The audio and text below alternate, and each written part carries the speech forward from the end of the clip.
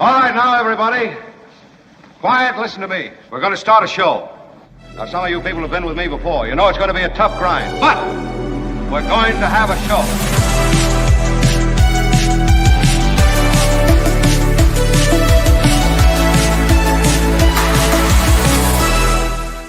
Thank you, all the Friday audience. Please, folks, please. Oh, my God. Please be seated, everyone. I'm overwhelmed by your recorded adulation. It's so special. And speaking of special, look who's here. Albert, thank you. Darling Albert, my favorite on-air and post-show producer. My favorite pre-show producer and news person is Kim. Kim, how are you? Yes. She brings it. And I'm telling you what, we have it for you today. Have a little Elon Musk controversy. I have the rumpled jacket. I'm just seeing it now. It's quite rumpled. Yeah. It's not, it really is designed to be buttoned, I think, a little bit. So it gives it a little more of a, I don't know. Anyway, it gives it a little more of the North Korean look, which I just realized the colors are very... very green. Yeah, have you ever been a member of the Chinese Communist Party? I have, just saying that it does have that kind of look to it. All right, we've got controversy from the world of Elon Musk, controversy in Trump government appointments. I have a poll up right now asking you, the smart people, you tell me, will Donald Trump get his government appointments through for the most part? We have a poll up now. I ask you, the very smart people who populate our chat, to answer that question. I am, what does it actually say word for word, Albert, if you would, please? Can you tell me? Do you think Donald Trump will successfully get most of his government appointees? Yes. And I don't want to sway your opinion, but I will. Don't ask Mr. Predicto, says Jim. Yeah. Well, I hadn't thought of asking Mr. Predicto, but now you've said don't ask him. And as Albert taught me long ago, when the audience doesn't want something, you must do it. Isn't that your rule, Albert? Yeah, we used to get a lot of calls about drops on the radio. Like, oh, I hate this drop. I don't like this drop. And I would just respond by pounding the crap out of them. Albert, thank you. Yeah, all right. So will Donald, read the question again, please, if you would, Albert. Do you think Donald Trump will successfully get most of his government appointees? Okay, that's the question for Mr. Predicto. Do you think, Mr. Predicto, that Donald Trump will get most of his government appointees? Yes. Well, and you know, I will tell you that I think Mr. Predicto's right about that. Yeah. I know there's a sense of this is outrageous, this is shocking, this could never happen. How can he nominate these manifestly incompetent people with neither the experience nor the vision to lead these agencies? I'll tell you what, I think he has the government now in his hands, and they will, for the most part, not saying every single nomination, but I'm saying for the most part, he will get them through. Go ahead, Kim. Sorry. Are you sure you didn't manipulate Mr. Predicto? Because I did not. I've actually never heard Mr. Predicto give a flat yes. It's usually like, this is a possibility, or maybe and perhaps. It's not ever yes.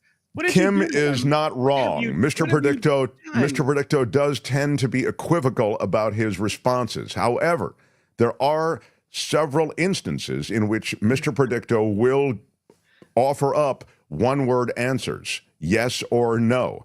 And I am shocked that you would suggest that I would manipulate the response of Mr. Predicto. I don't even know how to do that. But that's the age we live in, everyone. Everything's a conspiracy theory. Everything's a conspiracy, and what you've just heard even Kim do in this case, even though she has great faith in me, she feels that somehow in a weak moment, I might have, in a Muskian way, the way Elon may have Starlinked his way with the data to manipulate the outcome. She thinks maybe I did that with Mr. Predicto. So I'm shocked by the fact that she'd suggested, but I do respect. Ooh, it's a wild idea, but it just might work. I respect that kind of idea now has a certain altitude in our culture that it didn't have prior. It's rigged, says Dave. Exactly. Now, Before I get right into equivocal is a ding word, which is true, it is. I thank you, Tom, who's the keeper of the ding. Speaking of ding words and such, I will just mention that Michael Snyder, the Culture Blaster, will be here as he is on Fridays, and he'll give us a little break from politics, talk about what's happening in movies and streaming and that sort of thing. He's a great reviewer of everything from music to movies and the Marvel universe, the DC universe, some Korean film with subtitles, some European indie film. He really loves it all, and so he'll be along later. Michael Shure is here. We'll talk about the week in politics with Michael. Friday Fabulous Florida is still to come today, so we've got a lot to get to, and we've got a couple of big stories, too. Luis says, clown car will be filled. Republicans fall well short of even Albert's very low standards. Poor Albert. Thank you, Luis. Big shout out. Thank you for the super chat. By the way, just as long as I'm acknowledging, I wanted to, in the mailbag, I wanted to quickly... I've received a lot of positive letters. I did receive word that there is a new Patreon member. I always love a new Patreon member. A big shout out to Ivan. Big shout out. First of all, I love the name Ivan. Just love it. And secondly, I love the fact that you're a part of our Patreon community at $20 a month. That's such a great way to go. We are completely crowdfunded, so we try to make a big deal out of the crowd that funds us. And Ivan's name will be added to all the other names, people who are the supporters through Patreon or PayPal. Links to Patreon and PayPal are under this video. They're under all our videos. Thank you, everybody who supports us. That's quite a community of supporters. And you can reach us also at themarkthompsonshow.com, and you can click the Patreon or PayPal links, and they will take you right to the place where you can become part of that community. So, again, thank you, Ivan. Love it and appreciate it. So, The Mark Thompson Show. There is some... Yeah, I'm sorry, Kim. I have a baby cousin named Ivan. Oh, do you really? Ivan McAllister. The names don't really match. I mean, you'd think, it'd be more Russian-sounding last name. Exactly, yeah. Which is why it works. Is that your new favorite McAllister, Mark? Ivan McAllister? Ivan McAllister. My new favorite McAllister. I don't know. In the hunt would be Ivan, for sure. Ivan, I don't know. Yeah. Still, Lucy McAllister is my favorite because she contributes to the show. Right. And this from Karen D. Thank you, Mark, for bringing us back up from our all-time low. I was feeling very low this time last week, and your snark just puts a smile on my face. I had lost it, but now it has been found on the Mark Thompson Show. Well, there you have it. Thank you very much for that. It is my pleasure to produce some snark for you. Now, I noticed, Trevor says, I'm finally back in the closing credits. I blame Tony. Tony does handle the credits, so if you're there or not there, it's because of Tony. Thanks, Tony. I mean, he does a thing, and he, it takes him hours to do it. And the reason I know that is because I have to pay for those hours. So it is a very long process. It seems like it would be easy. You just add somebody's name, but that's not the way it works. David, thank you. David Carroll, thank you for a super sticker for a couple of bucks. Appreciate that. Always great to get a super sticker Big going shout out. Early in the show.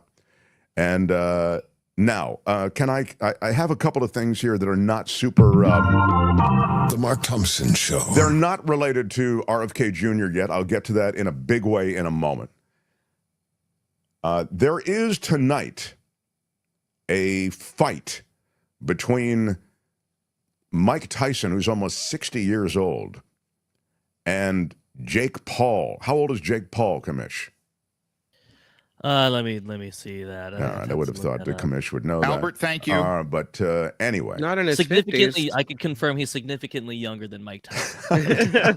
Albert, thank you. All right, so you've got old man, I mean, admittedly, in pretty good shape. He spent the last 10 years hip deep in pot, from what I've been able to see, right? I mean, hasn't Mike Tyson been super stoned for the last decade or so? I think he's lightened up. Jake Paul is 27 years old. 27, yeah, okay. He's lightened up on the weed? He was way into the weed for a while. You're saying not anymore? No, I think ramping up to the fight, not anymore, because he gets in his killer mode, I guess. The old Mike Tyson. Yeah, of course. Yeah, but the whole weed Mike Tyson is him kind of recovering and not being as in the news, getting arrested. Saying I he's see. gonna So the kill weed helped kids. chill him out. Where are my weed smokers at? Yeah. So Mike Tyson, you wear an ear guard, maybe a nose guard. Like, what do you have to protect your appendages? Those guards are not allowed. Now, this has the feel, Commish. It has the feel of an exhibition fight. Like, I don't know if these guys are really trying to knock their blocks off. You know what I'm saying? Yeah, Jake Paul, everybody wants to see him lose, but he always wins. He's always fighting these out of their prime fighters, significantly older, kind of like Mike Tyson, but people love to watch and they want to see him lose. And he's not the most popular with the older folks, but the younger folks really, he's like one of those Disney Channel personalities that have grown up with us. Jake Paul is. Jake Paul is, yes. Okay. So that it's against that backdrop that Mike Tyson is getting more interviews right now. And Mike Tyson is obviously a substantial, high-profile personality. So again, not going to spend a long time on this. This is just a little something for you on a Friday. But Mike Tyson is there, and I'm warning for language. If you're sensitive about language, you may want to watch this.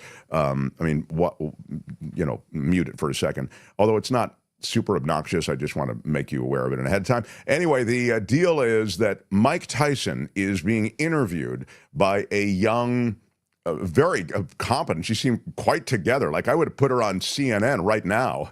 A kid who he's being interviewed by her, and his response is striking and honest and somewhat reflective. And many of you might even feel it refreshing, or you'll feel it offensive. Go ahead, Albert. Well, in your return to the ring for this fight, you are setting a monumental opportunity for kids my age to see the legend Mike Tyson in the ring for the first time. So after such a successful career, what type of legacy would you like to leave behind when it's all said and done? Well, I don't know. I don't believe in the word legacy. I just think that's another word for ego. Legacy doesn't mean nothing. That's just some word everybody grabbed onto. Someone said that word and everyone grabbed on the word, so now it's used every 5 seconds. It means absolutely nothing to me. I'm just passing through. I'm going to die, and it's going to be over. Who cares about legacy after that? What a big ego. So I'm going to die. I want people to think that I'm this, I'm great. No, we're nothing. We're just dead. We're dust. We're absolutely nothing. Our legacy is nothing. Well, thank you so much for sharing that. That is something that I have not heard before. Someone say that as an answer. Can you really imagine? I want my legacy to be this way when you're dead. Why do you want somebody? You think somebody really wants to think about you? What's the audacity? I think I want people to think about me when I'm gone. Who the fuck cares about me when I'm gone? Well, my kids, maybe a grandkid. Who the fuck cares? He's got the fighting attitude, everybody. That's right. And Merry effing Christmas to you bitches, too. Yeah. Yeah, I wouldn't want to fight someone who's talking like that before. Yeah, right. He needs an antidepressant. I mean, what? He's on something, man. He's on something that's got him a little cranked, you know. I like it. Peter Newton says Mike Tyson was ruined by Trump as his first manager. Had Tyson medicated, Trump and Don King took him off his meds, and down went Tyson. Jonathan Alter wrote about this. I didn't know that.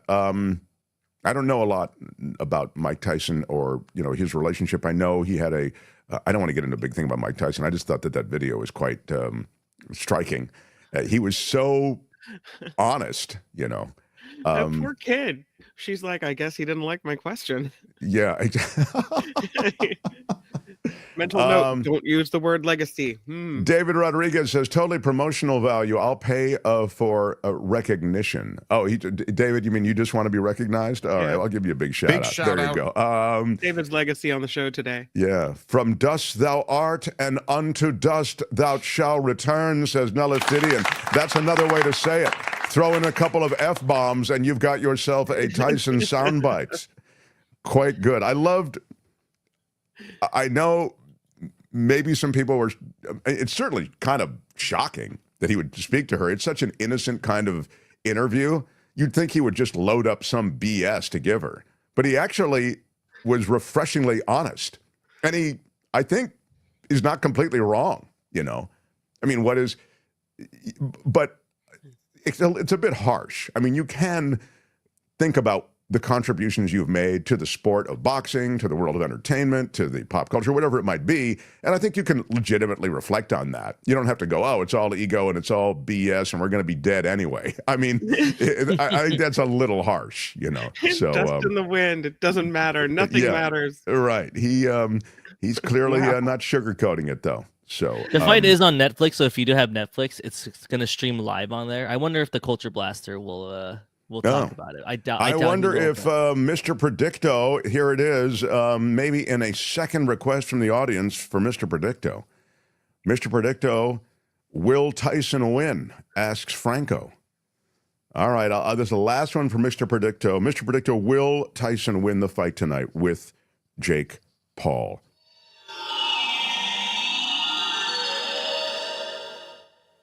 Everything points to no. Oh, it looks like a Jake Paul victory from the world of Mr. Predicto. There's your magic 8-ball answer, Kim. Yeah, there you go. Everything points to. That's exactly. That is a very 8-ball. Yeah. The Mark Thompson Show. All right. Thank you all for joining us today. I have a lot to do and a lot to get to. There is something else happening that's a bit in the offbeat world. And then I will get onto the toboggan run of crazy, which is the world of Trump and his nominations and Elon Musk, and there's a lawsuit involving Elon Musk. I'll get to all of that in a moment, but I must tell you, think it can't get worse, and every day it's something is like another head scratcher. Yeah, head scratcher at best, pull your hair out at worst. Yep. The world of the Bay Area is one I feel very connected to. We started as a radio show in San Francisco on a station called KGO, and then KGO, victim of M&A stuff, and basically owned by this one company along with a jillion other radio stations. And so eventually, they bottom line everything and they go, get rid of this, we'll get rid of that, we'll just run syndicated programming and whatever. This terrific tradition of this radio station, which had been so very successful in the Bay Area, this blowtorch of Northern California for talk radio and news with tremendous legacy, it went away. So we came here. But anyway, we feel very close to the Bay Area. So it was with great alarm that I read this story, and I wanted to share it with the many who may either visit San Francisco, care about San Francisco, have watched the changes in San Francisco. It was like a dagger to my heart when I saw this. San Francisco's most iconic tourist attraction could be axed as there are huge budget shortfalls in the city. The cable cars may be going away. What? No. Yes. That's right. No. The executive director of the San Francisco Municipal Transportation Agency warning that it might need to completely eliminate cable car and streetcar service if it doesn't get new funding. He says that the agency's financial outlook has worsened after voters failed to pass Proposition L, which would have taxed ride-sharing companies to generate an estimated $25 million annually for public transportation. What the hell is going on in the United States of America? The re-election of President-elect Donald Trump, as well as Republican control of Congress, also means there is no chance that there's additional federal relief coming. And with California's massive budget deficit, it is unlikely that the agency is going to get any state aid. As a result, they face an annual deficit of up to $322 million by 2026, in that fiscal year 2026 to 2027. Suspending the 3 remaining cable car lines, California, Mason, and Hyde. Hyde used to go right by my old house. Oh, what a bummer. As well as the F-market streetcars is one way that the agency could recoup some of those losses. It would save an estimated $33 million annually. It is amazing to me. And I think back on the cable cars, and I shot a commercial on a cable car. As it rolled up, and I jogged off the cable car sexily, walking toward the camera, saying some crap that someone had written for me, smiling, and then fading into a vista of San Francisco. with some of my best work as I reflect on it.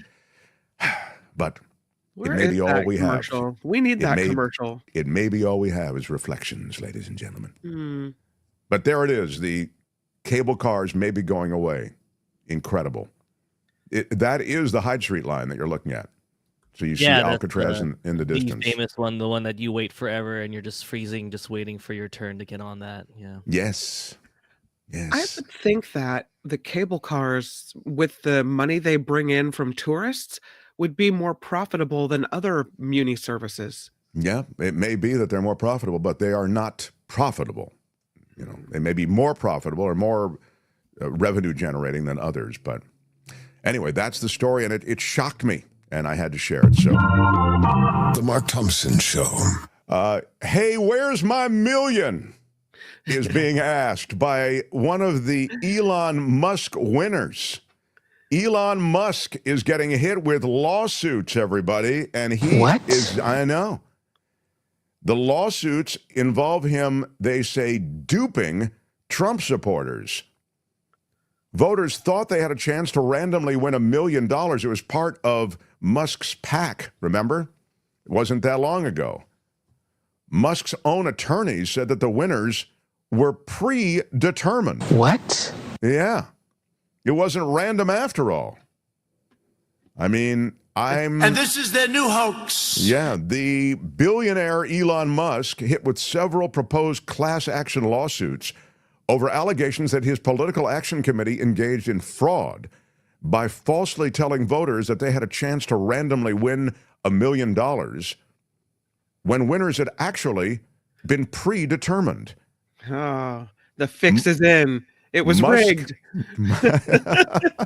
Stop the steal. Musk set up the committee, American PAC. As you remember, America PAC is that big PAC that he set up to support Donald Trump. And I know what you're thinking. Mark, if he could manipulate the outcome to this ahead of time, couldn't he, with the involvement of Starlink, couldn't he manipulate the outcome of the election? Musk set up the committee, America PAC, in October to support President-elect Trump's winning presidential run. And as part of the PAC, Musk enticed Trump supporters in battleground states by promising them a chance at the cash prize if they gave away their personal identifying information and signed an online petition in support of free speech and the right to bear arms. I mean, what could possibly be shady about that? So on October 19th until the election on November 5th, Musk handed out at least $16 million to more than a dozen winners. I have a surprise for you, Musk said at a rally for Donald Trump last month. We're going to be awarding $1 million to people who have signed the petition every day from now until the election. As voters flocked at the chance to win the money, the DA in Philadelphia went to court to accuse Musk of running an illegal lottery scheme. So that was one thing that was going down that seemed as though it might be off the rails.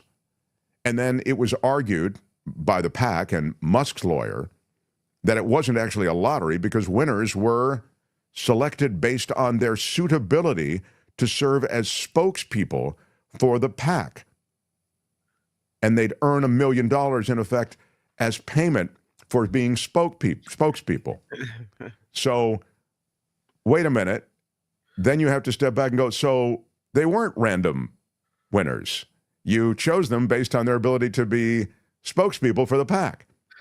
So no random winners of the $1 million payouts. Now, Musk is being hit with 3 lawsuits accusing him of fraud and breach of contract for lying to voters about their chances to win. So this is an ongoing legal proceeding, and we will keep you posted. But as Elon Musk enters the Donald Trump administration with a presence that apparently is so constant that even Donald Trump is saying, hey, when does this dude take a break? It's interesting that he's also very okay, let's say, with playing sort of the shady side of the street, which he's played out in this million giveaway, and that many of you who I've heard from would say he actually played out in maybe the manipulation of election results. Again, that conspiracy theory is out there. His AI has turned on him. Yeah, Elon Musk's own AI. Wait, what? Yeah, he's been fingered by his own AI. The thumb is on Elon Musk. He's being pointed to by his own AI in the way in which AI looks at people and evaluates who they are. His AI labels Musk as one of the worst offenders when it comes to misinformation and disinformation. I put in a new link in the rundown in case you're locked out. I got locked out of that article. I've got it. Oh, I've got it so far. I've got. It's an article in Fortune, is what we're talking about. If you want to read more,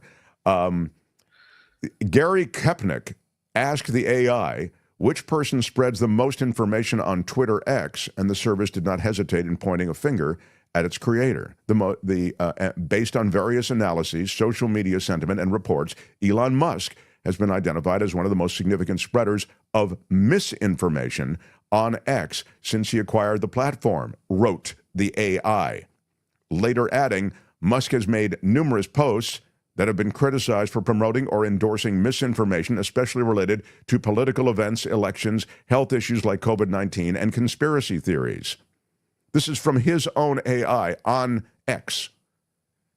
His endorsements or interactions with content from controversial figures or accounts with a history of spreading misinformation have also contributed to this perception. So I'll remind you, the reason Musk is pretty important in the world of AI, in the world of X, is because he has so many followers, right? I mean, essentially, it's a platform and a megaphone for him.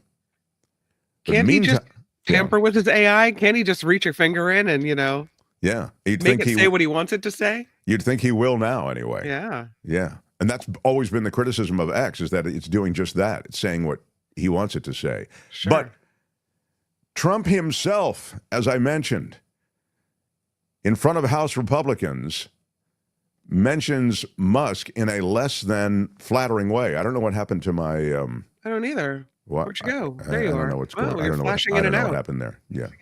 I don't know what happened. You started saying negative things about Musk and the AI, Musk, and the AI was not happy. Yeah. This is the word from the Lord. Yeah, and he's not happy. No. Donald Trump is wasting no time making a punchline out of Elon Musk. During his first meeting with Republican lawmakers on the Hill as president-elect, Trump establishing his power over Musk by mocking the way the tech billionaire is hanging out all the time. Elon won't go home, said Trump. I can't get rid of him. Then he added, until I don't like him. Uh-oh. The world's richest man has reportedly spent nearly every single day of the week at Trump's Mar-a-Lago estate in Florida. Musk has been spotted golfing with the president-elect, dining with him, dining with Melania. He's even been in the room while Trump phones world leaders, hopping on calls with Ukrainian President Zelensky and Turkish President Erdogan. It's clear that Musk is wanting a co-presidency with Donald Trump. He's like the house guest that won't leave. Apparently. And I'm guessing at some point, I mean, Trump may be enjoying it because he is the richest dude, and you may just like the richest dude following you around like a puppy. Maybe he looks at Musk that way. He likes the entourage. Yeah, that could be. But wow, it's also possible that he could get sick of Musk in a hurry. So watch this space for more. It may blow up on him. The Mark Thompson Show. Lauren Boebert is in the news. This always is a reminder to me of what a low bar it is to get into the House of Representatives. She told Congress she's worried about space aliens operating from underwater bases. What? She's a Republican congressperson from Colorado, one of them. And she is, wasn't she the one who was in the theater with the is that her or was it Marjorie Taylor Greene who was in the theater getting Boebert was the one in the theater. Right. She was there Yeah. vaping, and then she was making out with her boyfriend, and he was like, reaching into her dress and stuff. All it was a high class moment. They were asking her ultimately to leave the theater. She got kicked out of the theater because she was being ridiculous. I'm bad. I'm sorry. She has a new theater she's working, which is the U.S. Congress. And during a 2-hour House Committee Oversight and Accountability meeting, she said, the American people are being kept in the dark. She said that I want the actual quote about the, hang on a second, sorry. right. Here it is. Rumors have come up on the Hill, she said. I love that when people are saying there are rumors have come up on the Hill of a secretive project within the Department of Defense involving the manipulation of human genetics with what is described as non-human genetic material for the enhancement of human capabilities. Hybrids. This is what Boebert is saying? Yes. Okay. Yeah. Sorry if I didn't make that clear. Yeah, No, that's what just she's making saying. sure. Yeah. Are any of you familiar with that? She asked.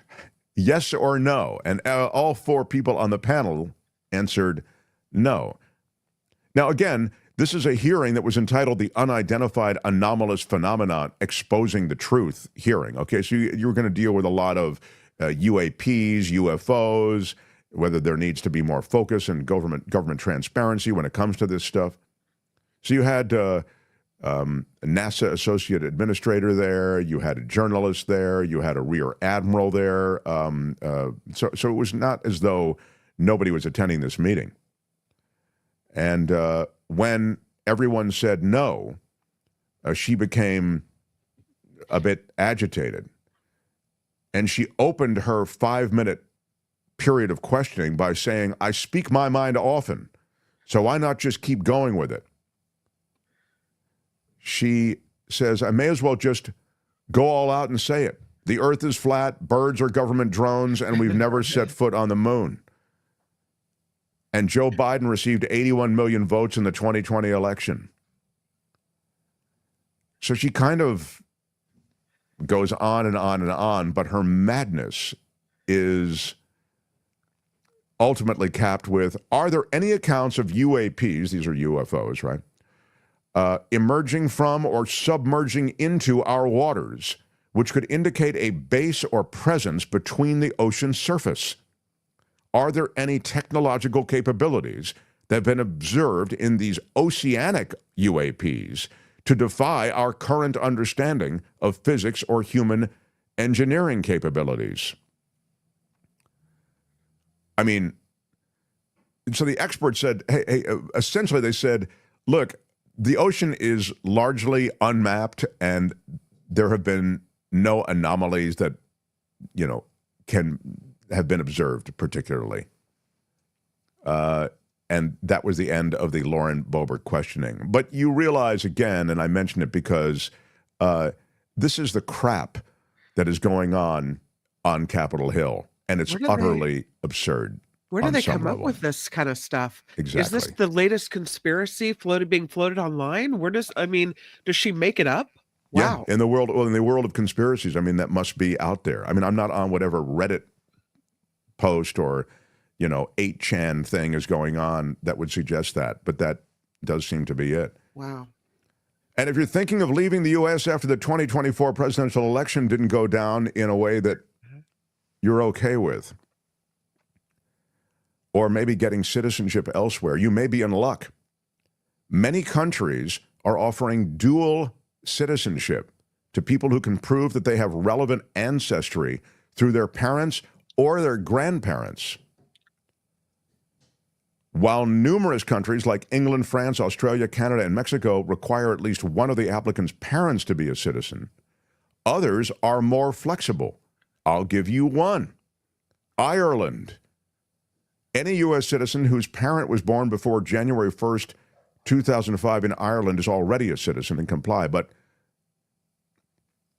U.S. citizens with grandparents who were born in Ireland can apply. through foreign birth registration, also known as citizenship by descent. DESCENT, right? Yeah. Germany is another place. U.S. citizens are able to acquire a German citizenship if they can prove they have a German parent, a grandparent, or a great-grandparent who was born in Germany. Poland. The Central European country gives any American who has Polish and or Polish Jewish ancestry the opportunity to apply for citizenship. Wouldn't you love to go back to the land that rounded you up, put you in camps, and incinerated you? Wouldn't it be great to go back there? Yes. Sure. Relive the Holocaust all over again, this time firsthand in Poland. Of course, Poland is a much different place now, and I kid the Polish people.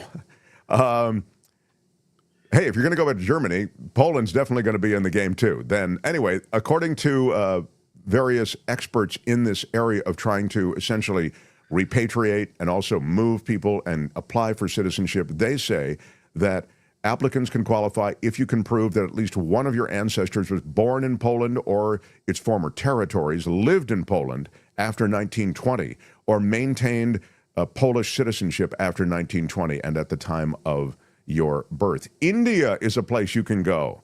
India has looser eligibility requirements. There are ways in which you don't have to have parents born in India, but you can have ancestors who were born in India to get into Indian citizenship. Italy, according to the Italian Dual Citizenship Bureau, the primary requirement to apply for an Italian citizenship is that candidate's Italian male ancestor did not naturalize prior to the birth of the child in the U.S. So if your dad was still Italian when you were born, is another way to put it, you could be a player. And, of course, if you're married to an Italian citizen and have a financial investment there or have lived in the country for a decade, you can maybe become Italian. Ghana is another place. Yes, who doesn't want to go to Ghana? It's beautiful this time of year. No. The successful program was launched in 2019. They're inspiring Black Americans primarily who have descended from victims of the transatlantic slave trade to return to Ghana. And there are more ways to look into that. Spain, this is the final one, and then I'm going to move on. Americans who can prove that either one of your parents are Spanish nationals, were adopted by Spanish nationals prior to the 18th birthday, or if you have grandparents that can apply to be citizens, if you have grandparents, you can still then apply to be citizens of España, my friends.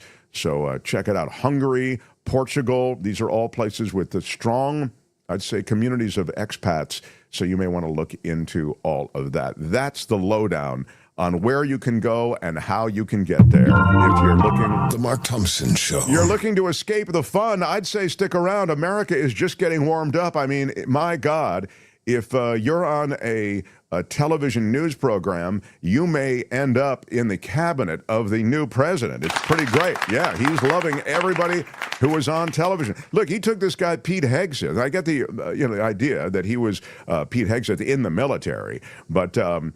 being in the military doesn't necessarily qualify you to run the biggest government agency. Maybe DHS is bigger, but I know the Pentagon has roughly 3 million employees and an expansive, cut. An expense, right? Not for long. Yeah. An expansive reach, right, across the globe. The Department of Defense. So the weekend anchor on Fox News Channel, who's had no management experience that we've seen on a resume anyway, but again, who has had some military service, but mostly he's just handsome, and that chiseled chin of his is going to sit well next to his president. He may end up being the next Department of Defense leader. I mean, he is the one who is nominated. And you may say, well, that's ridiculous. How can you possibly put someone like that into your cabinet running the Department of Defense? Well, you haven't begun to see ridiculous until you look at this rogues gallery of ridiculous. Now, I'll start with, I'll just mention Matt Gaetz, because Gaetz is the one who would run the Justice Department. He'd be the Attorney General. And I mentioned Gaetz first, and I'll get to RFK Jr., because Gaetz is the one that actually has some 3D chess associated with it. And here's what I mean. If you were with us yesterday, David Katz, the former federal prosecutor, was making the point that, well, Gaetz, don't take this seriously, isn't going to be the Attorney General. This is a bone thrown to Gaetz so that he can get out of the House investigation, which would clearly show what we all know, and which has been something that, now with more and more details being revealed, I would suggest it's been demonstrated. He was, I'll put it this way, likely with an underage girl, 17-year-old girl, drugs, and they're accusing him of human trafficking, of actually, like moving this girl from state to state, et cetera. Now, that's been supported by evidence from his business partner, who's now serving time for that and also some financial crimes. But anyways, you look at Matt Gaetz, he's somebody who's really interested in coming to Congress to get laid. That's what he does. He goes to parties. He's into drugs and young women. And the problem comes for him in that he was so into that so many people have become aware of this, that he becomes a problematic appointment for Donald Trump. Now, maybe Donald Trump can Bigfoot this, but what I have heard from David Katz yesterday is that Gaetz won't get confirmed, but it gives him an excuse to resign from the House that will prevent the House Ethics Committee investigation report, which was to have been released today, from being released. And now it will be dependent on elements of that report essentially being leaked, or, and this is the dangerous part, if there really were a confirmation process for Matt Gaetz, if he really wants to go through with it, then there are already senators who are saying, we want to see that report so that we actually have appropriate background information as to whether or not this guy should be the Attorney General. So that's like, you can quiet the report for now, but if you really want to get serious with this kabuki theater of this guy being the Attorney General, well, the senators who are going to vote on his confirmation, they want to see that report or details from it. So all of a sudden it becomes, you're back in the thicket. Albert, do you have some tape on Gaetz or on was it senators talking about him, I believe? Yeah, this is from Pod Save America. Go ahead, run that. Other Republicans and even Trump supporters have said about Matt Gaetz. I serve with some real scumbags. Look, Matt Gaetz, he paid minors to have sex with him at drug parties. We had all seen the videos he was showing on the House floor that all of us had walked away of the girls that he had slept with. He'd brag about how he would crush ED medicine and chase it with an energy drink so he could go all night. I would compare him to that toddler that we've all seen at the family barbecue, eating toilet paper, shoving Cheerios up the nose to get attention. Thank you. Wow. Makes me long for the family barbecues all over again. I then give you that snapshot of the Gaetz situation. I think he has some issues, obviously. He also, I might add, was barely a lawyer. So this idea, Mike Johnson came out and said, he's got a distinguished history, is a distinguished legal history, distinguished history with the law. He's got a distinguished. Nothing's distinguished about Matt Gaetz. All right. So please. He is a fire-breathing dragon for Donald Trump, and that's really why he's in that position, and that's why all of these people are in these positions. These are people who doggedly defended Trump, and they look good or sound good on television, and for that reason, they're in. But keeping it in the family, just as long as we're at the Justice Department, I will mention to you that Donald Trump also appointed his lawyers, his personal lawyers, to other positions just under the Attorney General, like Deputy Attorney General. I believe the Deputy Attorney Generalship, I'm looking for the piece now. I don't have. They did a great job at delay, those lawyers. Yeah, some of them didn't win their cases, so I don't know if they deserve to be rewarded. Yeah, the Deputy Attorney General is the guy who lost the Manhattan case, I believe. Doggone it, I don't have the specifics. Not important. To get that sentencing delayed over and over again. Yeah, the idea though that you are on the Trump legal team is just the first step to this. It's an investment, and you made that investment smartly, because now you could very well, and it's likely those nominations will be confirmed. I would think there'd be no issue. Those guys are lawyers. Those guys do have distinguished legal records, and they may be on the wrong team as far as you're concerned, but the reality is they will likely clear the bar for confirmation. Matt Gaetz, not so much. Skip out on his legal bills, right? He won't pay you. He'll pay you later down the road with an appointment. Is that how we work it now? Very, very possible. Very, very possible. That's the only kind of payoff you're going to get. Albert, I still haven't gotten to RFK Jr. yet. What's happening with the time? Can you fill me in? What do I need to do? How do I need to do it? Where does Florida fit in? Please take control of this program. Albert, thank you. Yeah. We could get to RFK Jr. here. It'll go straight into Michael Shure if you want, or we could just sneak in. We could put that off for Michael Shure, and we could just do Florida. All right, let's do RFK Jr. Then we'll do. Well, I'm sorry, but we want to do Florida, right? In both those scenarios, don't I do Florida or not? We'll still do Florida. Okay, so let me get some RFK Jr. Then we'll get Friday Fabulous Florida. Then Michael Shure. Bottom of the hour, we'll do Kim's News, and then Michael Snyder, the Culture Blaster. So The Mark Thompson Show. Let me ask you to smash the like button if you could. It helps us in this weird, with the YouTube overlords, the bizarre world of YouTube responds to how many likes you have. So if you can, it costs you nothing, but it really does matter to us. Smash the like button if you could. With your iron rod. Yeah, and subscribe to the show and hit the notification bell, as every creator tells you. That's a way you can always know when we're on the air with something new. Typically, we're a 2-hour show, and we won't bother you with additional stuff, but once in a while, we have some special stuff going down that we want you to know about. So, again, it's really a terrific pleasure to have so many people find the show, so many people participate in the show. And this is a community, and we love our community of viewers and listeners. So to whatever extent you want to interact with the show, you can do it in the live chat. You can do it in sending us emails. You can do it in comments. We read all comments, every single comment after the show. So please feel free to leave stuff there. And Fox cried, says No Contendo, over Obama's pastor, yet ignore Blanche. Help me with that, Kim. I can, No Contendo really is. I can't wait to see No Contendos. Todd Blanche, you're talking about?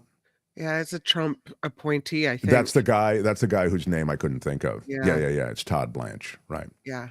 So he's the guy who was the lawyer who's getting the reward. Yeah, who helped President-elect defend himself. Yeah, thank you. I'm sorry for a minute I didn't. Look, nothing sticks to Trump, and honestly, I kind of at least feel like that guy's a lawyer, and at least he has a history. I mean, I think his history. You mean there's a bare minimum of a qualification? Like at least there's that. Yeah, I mean, it's a top assignment in the Justice Department is,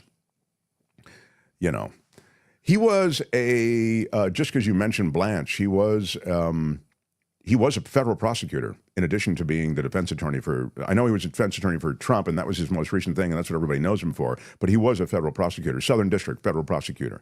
So at least he has some relationship with the Justice Department. I don't see how Matt Gaetz has anything, except for the fact that, and here's something else about Matt Gaetz, and then I really do want to get to RFK.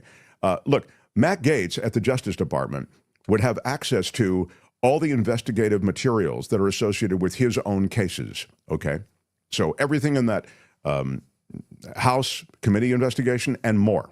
And as you know, Matt Gaetz was investigated by the Justice Department, so he'd be heading up the very department that was investigating him. And now he'd be able to see all of these things that were under seal, all the witnesses they spoke to, that all of those who began to speak about Matt Gaetz to the Justice Department in specific ways to offer evidence, he'd be able to see who those people are. And he could turn the Justice Department against those people. And he's just the kind of guy to do that kind of thing, because you can see, based on his record, he has no real allegiance to any sort of ethical code. And that's precisely the kind of person who will be, I think, heading up a number of different agencies and a number of different areas of government in a Trump administration. It's people with no real allegiance to a code of ethics. Did you see this one? There's another appointment popping up. You know, Stephen Chung, who's been sure. That's Trump's. That was Trump's main guy for the. Yeah, exactly. He's being tapped to serve as the White House communications director now. Yeah. So the great thing about Stephen Chung from Trump's standpoint is that he just blows back right at the. There is no scandal that he'll tap out on.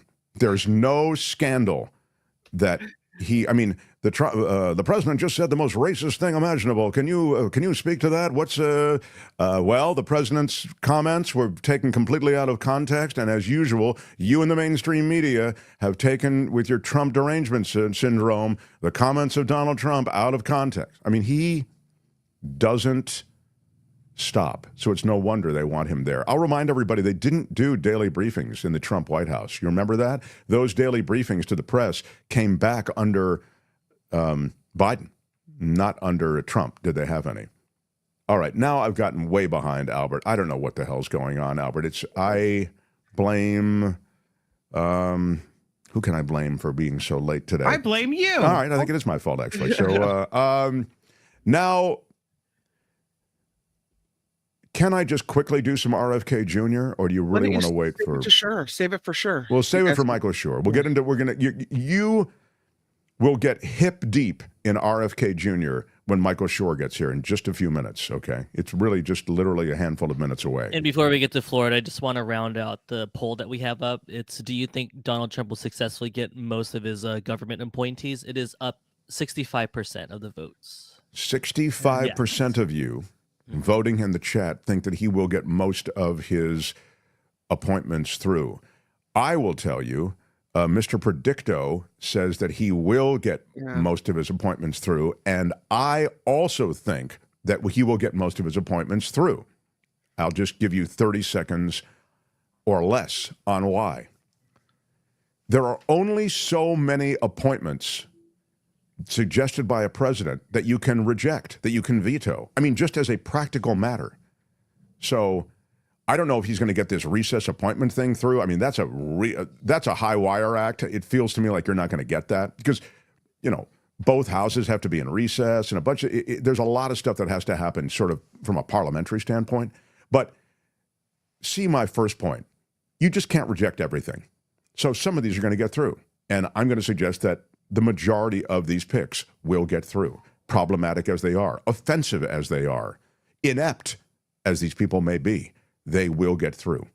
So sadly, I see a Trump administration populated by a lot of really problematic figures, to put it politely. So I agree with those who have weighed in on the poll saying that most of his picks will get through. Yeah. The Mark Thompson Show. Fridays, we do something. This is a palate cleanser from politics. We'll do it quickly, and then I'll get into RFK Jr. with Michael Shure. This is Friday, Fabulous Florida. It's time for Friday, Fabulous Florida. There is a gigantic alligator in my kitchen. A look at the weirdest stories from our weirdest state. It's magic. When we look at Florida, we see the ways in which so many like to misbehave down there. Florida man should have hid his cocaine before calling deputies to report a break-in. This is taking us into the world of Polk County with Sheriff Grady Judd. Apparently, according to Sheriff Grady Judd, who's one of our favorite sheriffs down there, there's a reason that this place is fun. A group of juveniles have been aggravating and harassing a 54-year-old named Everett Brown. He added that a 14-year-old recently kicked the door open at Brown's residence and hit him with a red broom handle. Oh, no. That's called burglary and battery, said Judge. What he's got going here is a situation. Felonies is what Sheriff Judd said. So Brown called the sheriff's office. Deputies went out to investigate at Brown's place. While the deputies were investigating, processing the scene, they saw Brown's cocaine and paraphernalia in plain view in the house. No. That's where you want it. Well, if you don't have it in plain view, how are you going to remember where it is? It goes from bad to worse.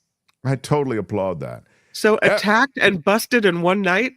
Everett forgot to hide his cocaine, said Sheriff Grady Judd, before he had us investigate. What he's got going here is a situation. Yeah, he went to jail for possession of cocaine and paraphernalia.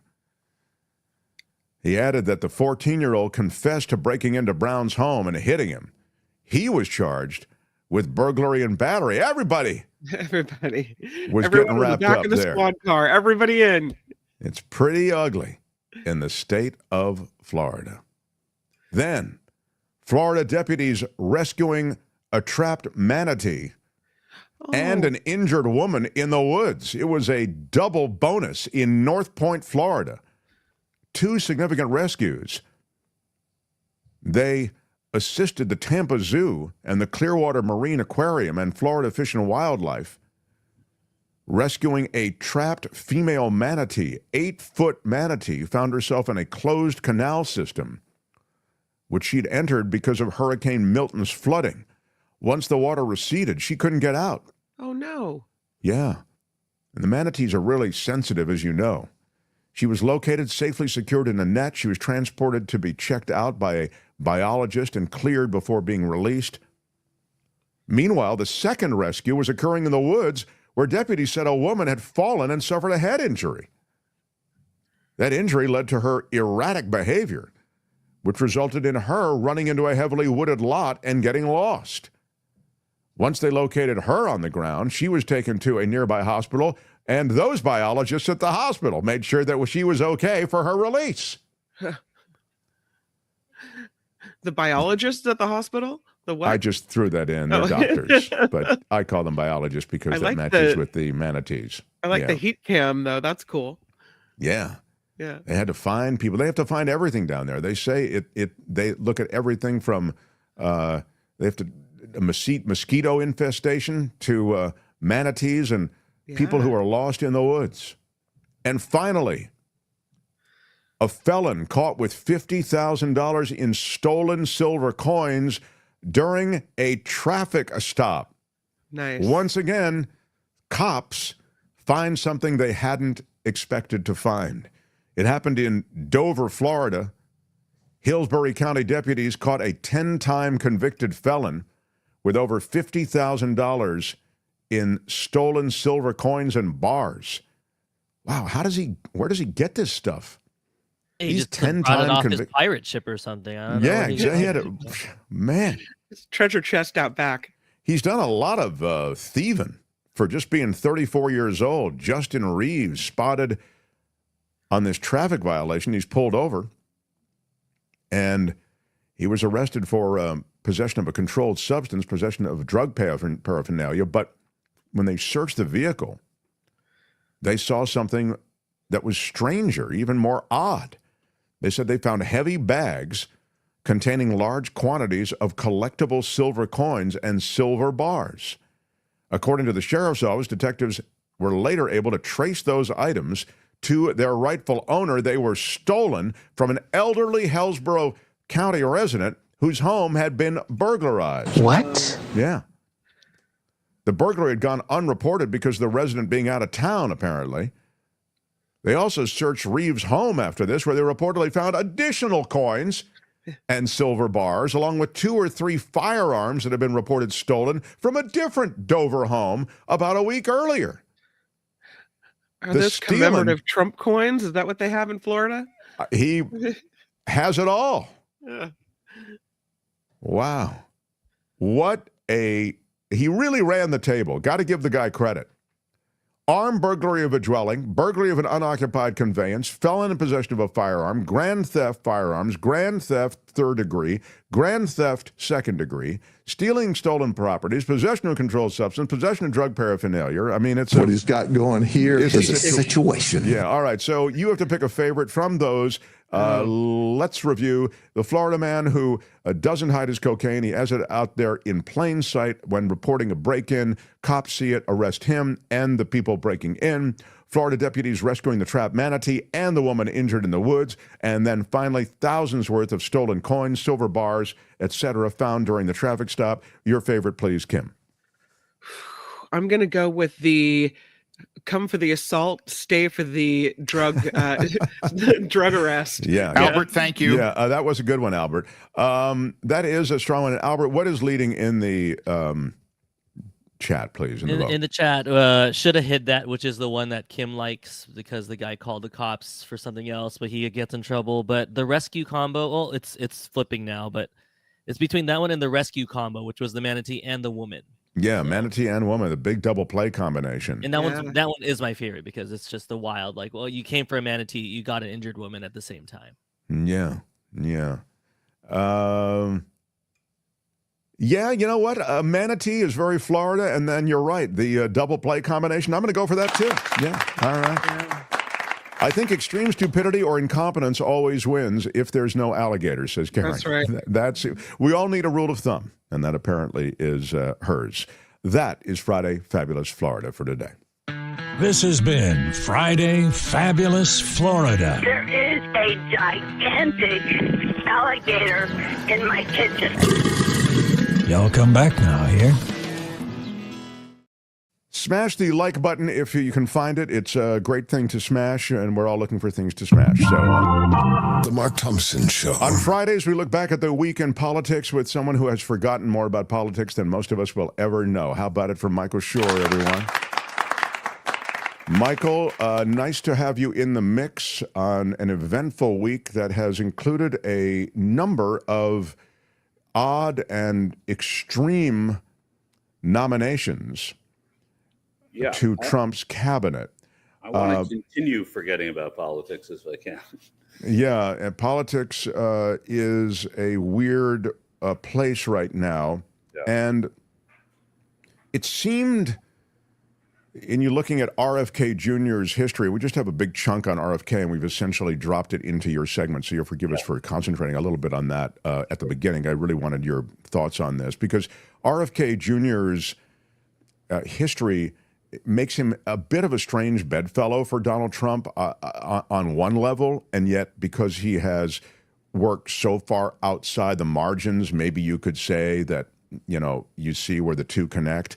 And because Donald Trump doesn't really care, it wouldn't seem, a whole lot about policy, I'd suggest, that you can get into his world with a combination of sort of flattery and some sort of unorthodox game plan and a following. I think it mattered that RFK Jr. had a following. Do you accept that general presupposition before I go forward?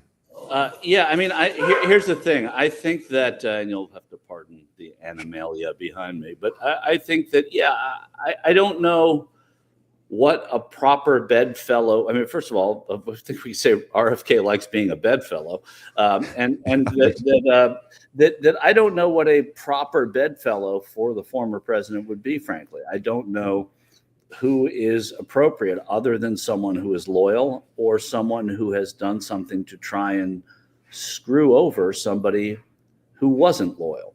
And I think that that's what, that's what his prerequisites are in his hiring. And,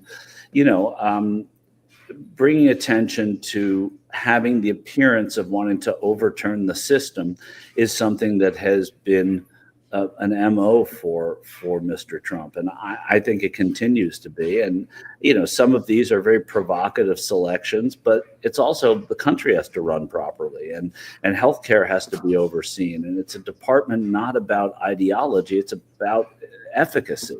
And I don't know that that's the right person to lead such a department. I just don't. I have a hard time thinking that there aren't better people out there than someone who is an ideologue on health and has an agenda on health. These are dangerous waters that haven't ever been gone into. And when they have been, the checks and balances of the Congress have stepped in to make sure that it doesn't happen. I see that happening perhaps again. Yeah.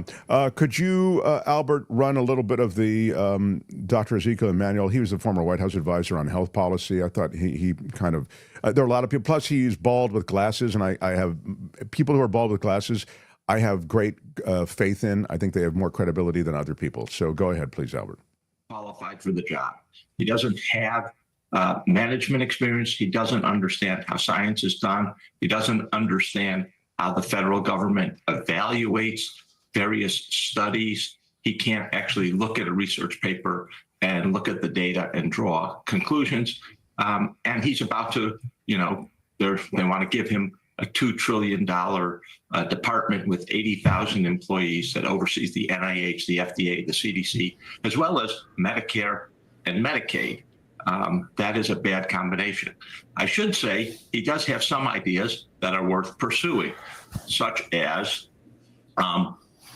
focusing on chronic illness. 85 to 90 cents of every dollar we spend on healthcare goes to chronic illness. We have to focus on them.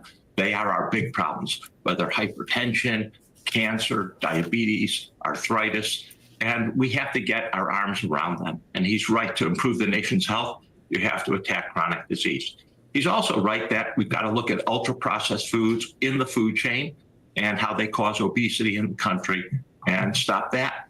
And we have to get conflict of interest issues out of the review of drugs, devices, nutrition, etc. But then he goes on to vaccines, one of the greatest inventions humans have ever had, where we've saved hundreds of millions of people. It's estimated we've saved 154 million people from vaccines in just the last 50 years. In the United States alone, the childhood vaccines against hepatitis and pneumonia, we've saved 1.1 million people in the last 30 years. And he wants to get rid of them. He says he's not going to take them away from people, but he's going to not approve them. He's going to make sure the government doesn't certify them so that they can be reimbursed by insurance companies. And he's going to put a chill in the drug companies from investigating and doing research and development to develop new vaccines. This is right when we're facing a potential influenza pandemic with H5N1, and we need to develop new ways of making those vaccines. So I worry a lot about this appointment, as I do about a lot of other appointments. So there you go. Okay, so that's the drill down, and I thought a good summary of where RFK Jr. might fit into this new role. Yeah, it's a good summary, and the doctor knows far more than I do about health. But I do know from afar that to give too much credit for where he is in the mainstream undermines a little bit of where he is on the fringe. And the fringe of RFK is what's dangerous about him. It's not unpopular to say that we need to attack chronic disease and prioritize the attack on and the effort and the agenda on eradicating chronic disease. But there are hundreds of people qualified to lead that agency, I would imagine, who are in that same place, who don't want to take fluoride out of the water and don't want to urge people not to get vaccinated. So it's what's dangerous about Kennedy that is alarming. It's not necessarily what is, in fact, mainstream about Kennedy, because he does have what are considered some mainstream opinions on health and medicine and prioritization of those. But that's not what the focus should be on. I just want to say that, with a hat tip, a Rangers cap tip to the doctor who knows far more than I about this. The focus should not be, though, equally on where Kennedy is in the mainstream. This is a really good point you make, because the eradication of a lot of these diseases is dependent on a good inoculation policy and inoculation schedule. And kids are saved from a lot of these crippling illnesses as a result of these inoculations. So, if we're complaining that we're not doing enough about chronic disease, the other side of your mouth is saying, let's not vaccinate to create more chronic disease and have to spend more on other things and divert our attention and our dollars from the eradication of other disease. Again, I'm not an expert on this, but this makes common sense. Sure. I think what provides cover for Kennedy is, as you've suggested, some sort of a sane washing of him that is done because you hear him say things like, I look forward to working with the more than 80,000 employees at HHS to free the agencies from the smothering cloud of corporate capture so they can pursue their mission to make Americans once again the healthiest people on earth. That corporate capture, the references to big pharma, to big ag, these are things that people can hear and go, oh, yeah, that's right. I mean, this guy's going to take on big pharma and big ag.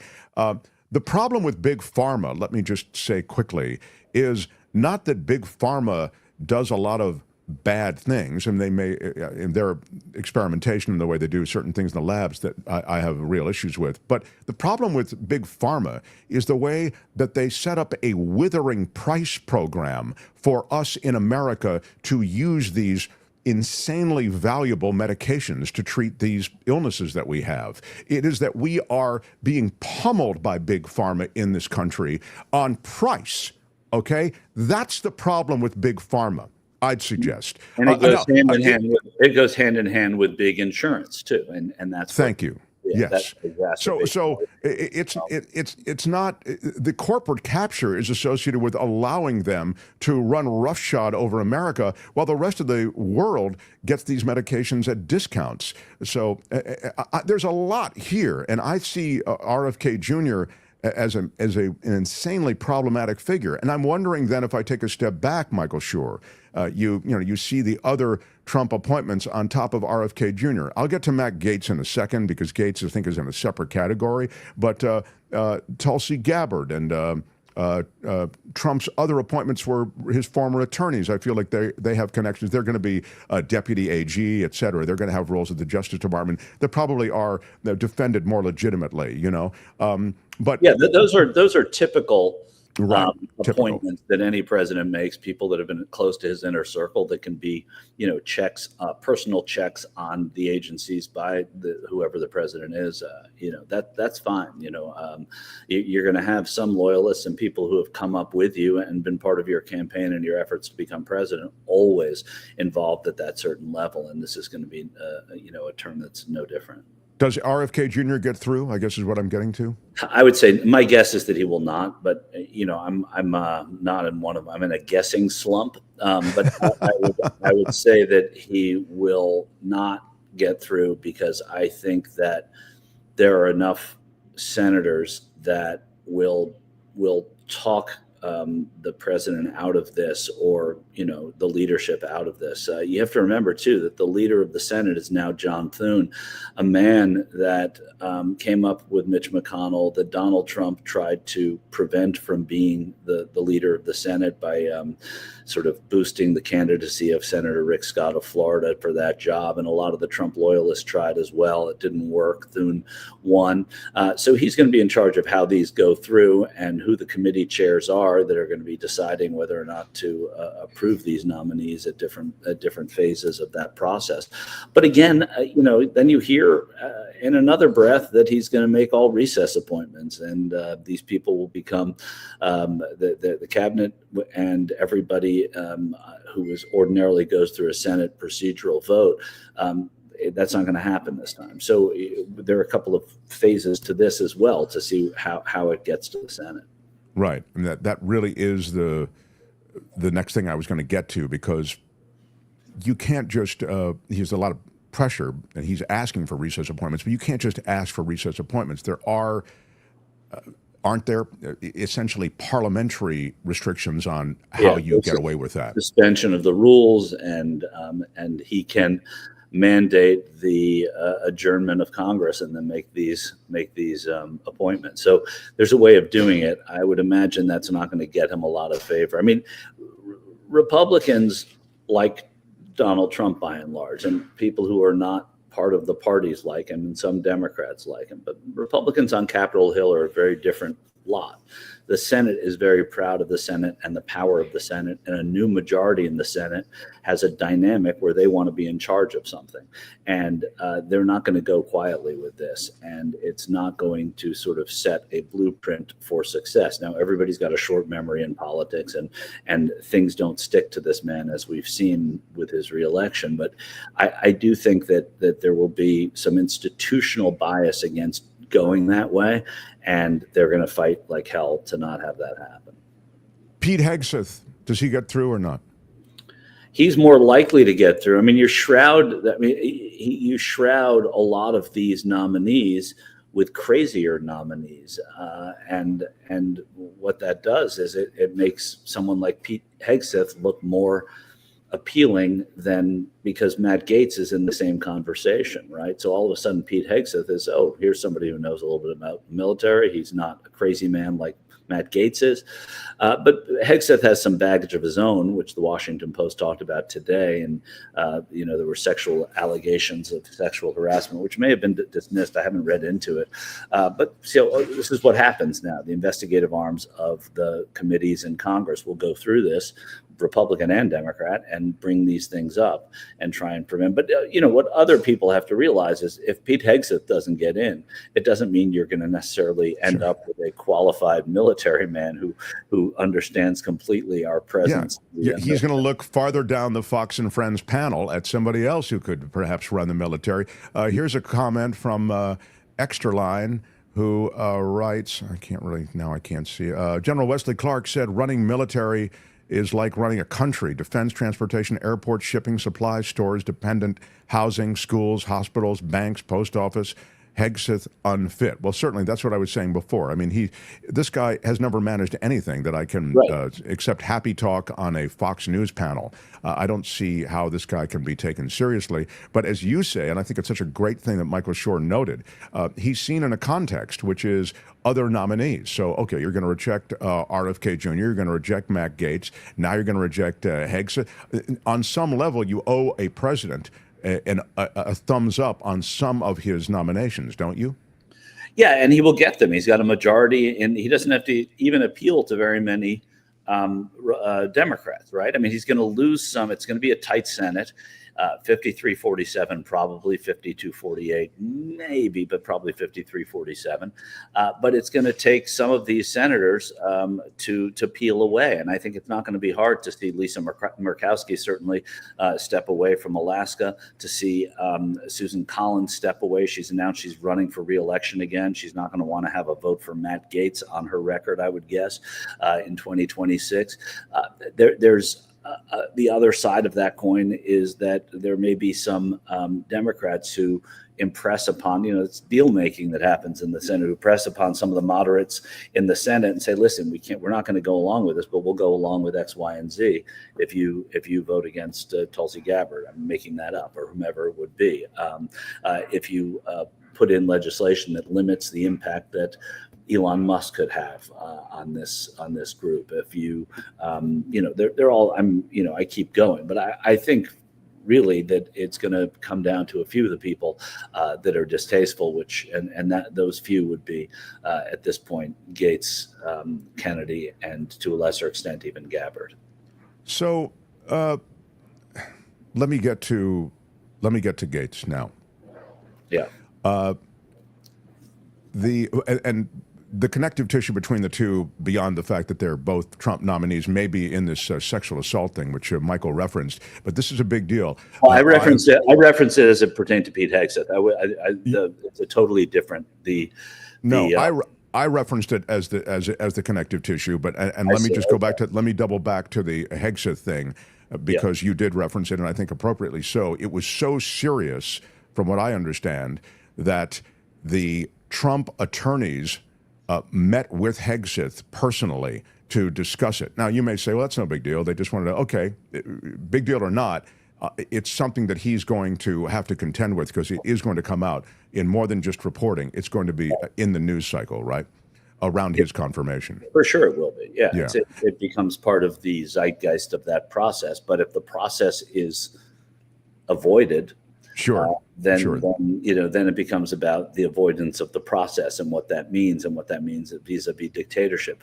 But I think what Trump has proven effectively is that threats of dictatorship don't bother enough people. That we have to not go with the old models of what could derail this. What could derail this now, in fact, is a couple of Republicans voting against these people, and that might be it. No amount of press, no amount of negativity.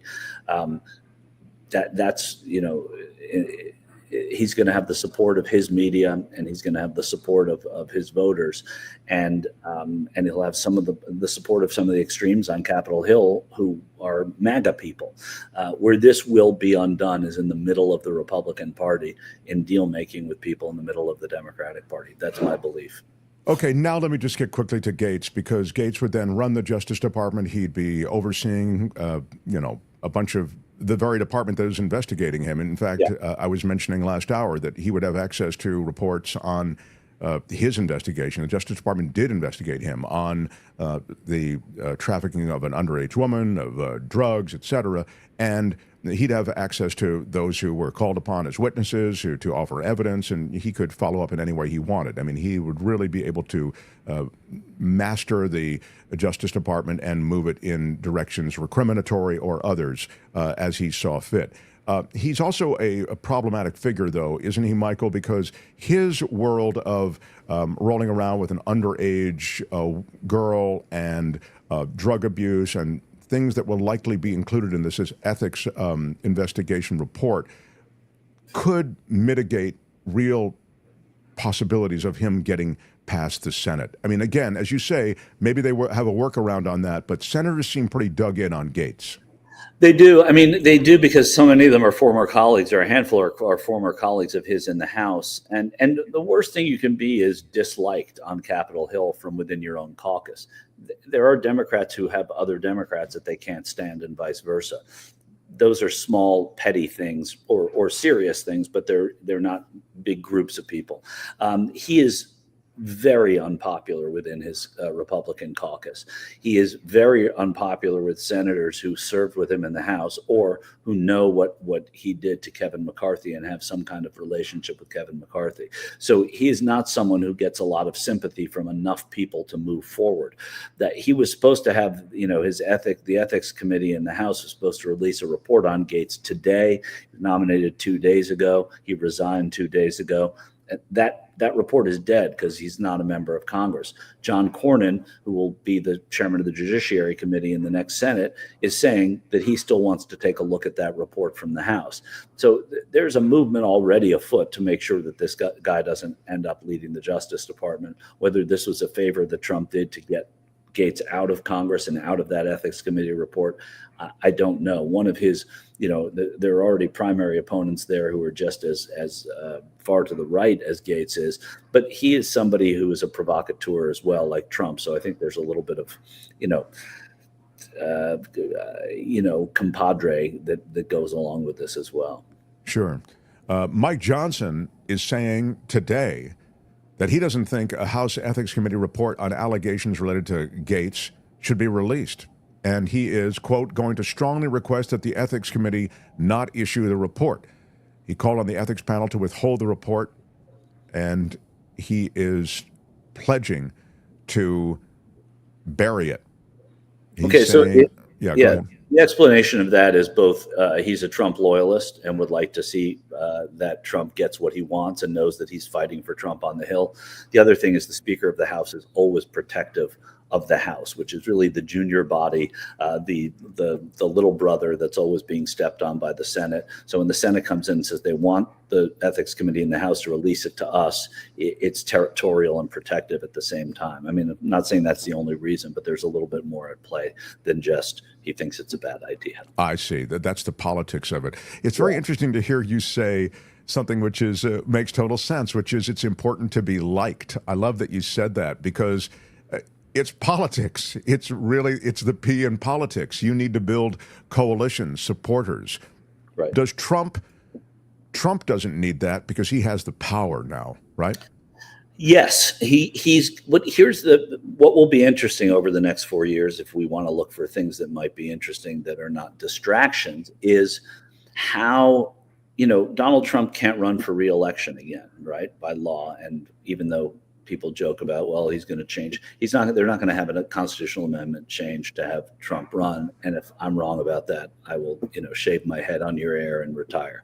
But the thing about Donald Trump is that people are going to have to start navigating away from him and learning how to do that successfully as well, because there is a next chapter for younger members of Congress and younger senators in a post-Trump world. So an adherence to everything he says as gospel is going to be a difficult road to navigate. It's not going to happen early, but it's going to be one of the evolutions over the next 4 years, probably 2 years going into the midterm elections. It's interesting in that context to hear those who are playing the game now, like Tommy Tuberville from Alabama. Right. He is, of course, all Trump all the time, foot on the floor. Let's get all of President Trump's appointments through. He said, you're finding all the swamp creatures coming out right now. Everybody's got an opinion up here. But at the end of the day, President Trump was elected by an enormous vote, and he deserves a team around him that he wants. It's not us to determine that. We've got 53 votes in the Senate. We can confirm with 51. First of all, I wouldn't say it's an enormous victory. I mean, he did win, and it was surprising. The margin is smaller. It's getting smaller every day, but he won. Yeah. And it's a red map right now. And whether he won each of those states by a fraction, so too did Joe Biden in some of those states. So it was a decisive victory, even if it was not a landslide by any means or a mandate, but won. But Tuberville is not the place to go for information about what's going to happen. He's not sort of one of the bright lights of the Senate. I would look into how John Thune operates the leadership of the Senate going forward. I think he's going to be looking to 2029 much more than he's going to be looking to 2025 in terms of what the Senate will look like, what their opinions and their posture will be. He's a get along guy. I mean, people like John Thune, and I think that if the direction of standing up to the White House is one that he finds at certain times to be prudent, he's got enough people who like him. He was elected pretty decisively, even though there was a move to not have him become the majority leader. So he's going to be a very interesting political figure over the next, I would say, 2 years. Tell me about Tulsi Gabbard. I don't know. She's a very fascinating and interesting figure. I covered her in Iowa when she was running for president. Spent a couple of days with her. She's been very progressive. She's also been her lineage, her father was kind of a strange guy. She has very out there opinions on, everything from UFOs to, if I'm not mistaken, to also vaccines.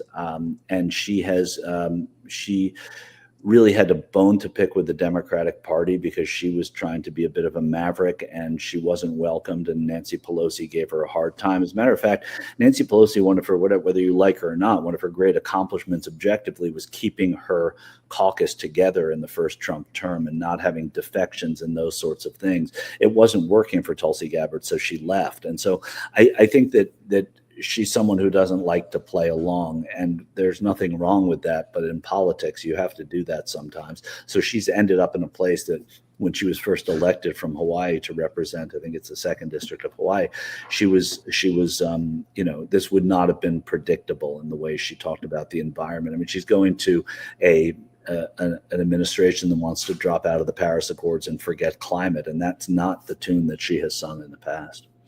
And she, of course, got even more controversial as she met with Syrian President Assad. Yeah, that's true. Yeah, there were those things that she did. She sort of had a renegade foreign policy tour. Exactly. I think she's dined out a bit on that. I mean, she's been something of a darling to the right. She's had a show on Fox News Channel. Not that is necessarily a litmus test in any way, but it certainly would suggest that she's drifted a long way from those Democratic primaries that we're talking about. There's a little bit of a "how do you like me now" part of her personality. And look, I mean, on paper, she's not unqualified for a job. She's, it's great to have a woman in that job. It's someone who's a military veteran. It's someone who's well versed on a lot of these things. But when you take the whole of who she is and how her public persona has been and what her kind of enigmatic opinions and positions have been, she becomes a little less. You feel less secure about it. But there will be enough on Tulsi Gabbard where by the end people will have be able to form opinions on what the record is, assuming we have a normal process of confirmation. Well, she is a spy, says Angie Bear. I mean, she's being viewed as a Russian asset, either a willing Russian asset or an unwilling Russian asset by many. Because she does, she offers up some Russian talking points, which is sort of, She does. If spies were supposed to be covert, she's not doing a good job. But I take your viewer's point seriously. That's Michael, we love you. I don't know why my camera has all of a sudden decided to go away. Am I back now or not? There you are. There's a really weird thing going on today with our software. Is it software? Is it hardware? Malware? Now I don't see you at all. I'll join you. Hi. I think I think he might have removed himself from the lobby. I mean, there are. I see someone on the screen saying she's 1,000% unqualified. Yeah. I think that they'll get there. I mean, if that's the truth, they'll get there. She does have some of the bona fides of military and intelligence, but I understand. I would never argue with someone who says that she's unqualified, but that's what has to come out. Here's a quick around the horn on comments. Hello, Mark and Kim. Reason for RFK is for him to hire and then fire a Kennedy. He is jealous of them going back many, many years. I had not heard that. That's from Prop Man 415. Anything to that? I don't know. There are funny things to take. Look, I don't know. I don't know why he was happy and he thought it was a victory to have wooed Kennedy into his campaign, and that kind of helped his win. And those are the people to whom you usually owe things to. I don't know that Donald Trump doesn't seem to be a great student of history and probably doesn't know very much about. If you asked him what the Poor People's Campaign was, and what RFK Jr. did in his race in 1968, I would guess that you would have a difficult time getting good answers on it. Yeah. I have one for you. And this just, to me, shows that they have no shame whatsoever. Florida Senator Rick Scott is backing RNC chair Laura Trump now to replace Marco Rubio in his Senate seat should he be confirmed in that cabinet post. He said the Trump's daughter-in-law would do so well as a senator and represent Floridians well. Really? Right. As a non-Floridian, what is happening? I mean, that's what's so absurd, right? It's Donald Trump was vocal and supportive of Rick Scott's Senate run for leadership. This is a nice way of saying thanks, Mr. Future former president. It's strange politics because these are not the types of people. And look, I think Ron DeSantis will probably appoint someone like Byron Donalds to that Senate seat and not Laura Trump. He gets to appoint someone to that Senate seat, and that person automatically becomes the favorite. And I would imagine that Ron DeSantis would not be looking towards Laura Trump right now. They don't have a good relationship, DeSantis and Trump, at last look, but those things don't last either. We had a question earlier about what happens to Matt Gaetz if he, for some reason, doesn't get confirmed or recess appointed to be AG. He's already resigned his position. Yeah. Can he rescind his resignation, or does the governor reappoint him, or does he just SOL and out of a job? You can't be appointed to a House seat. There has to be a special election, so it remains as a vacancy. And that also plays into the House majority a little bit, because some of these people are coming from the House who are being appointed to positions in the administration, Gaetz as well, and that's a vacancy right now.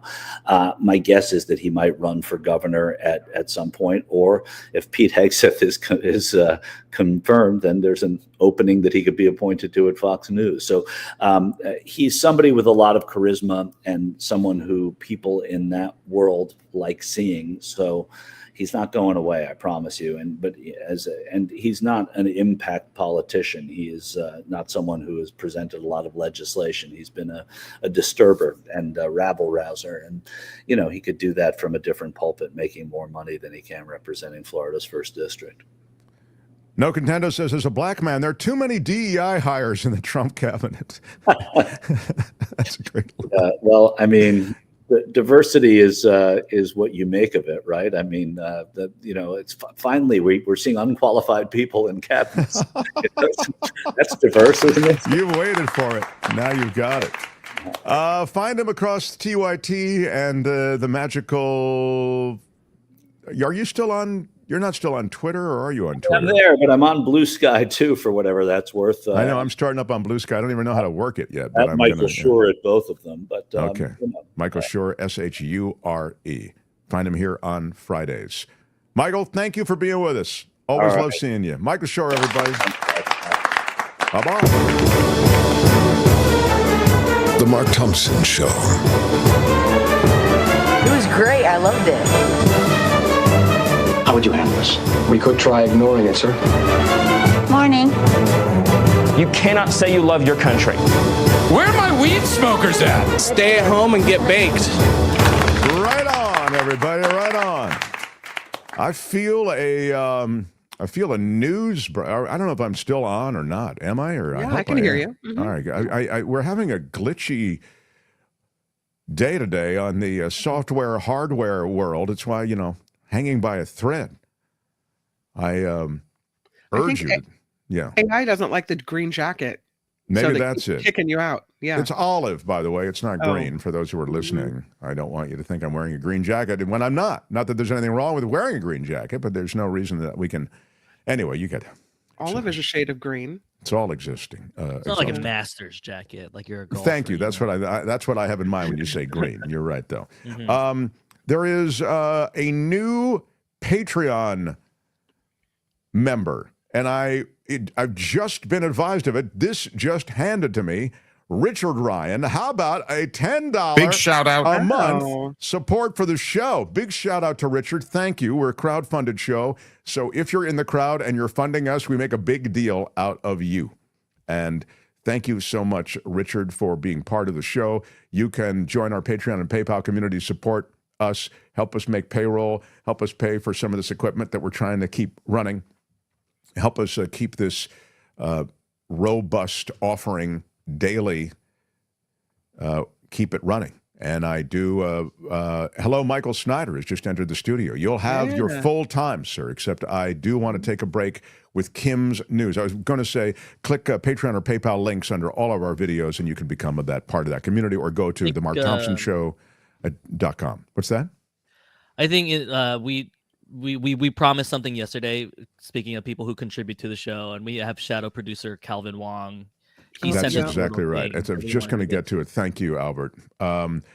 So we call him shadow producer because he contributes so much to the show. And Calvin Wong lost his mother, his darling mother, and put up this beautiful video of her. And we'll show you just a couple of pictures of her, and just so sad. And the entire thing, I watched the entire thing. It's about 3 minutes long, and I was quite moved. I was quite emotional. So I wanted to share it with our audience. We all feel like we're part of a community here. It's a weird thing, a weird good thing that's happened as we've all become closer, I think, through this community. And those of you who are new, you are welcome here as well. And I hope that you'll be part of this community too. But when one of us suffers a loss, we want to recognize it, and so it is with shadow producer Calvin Wong and his beautiful mother.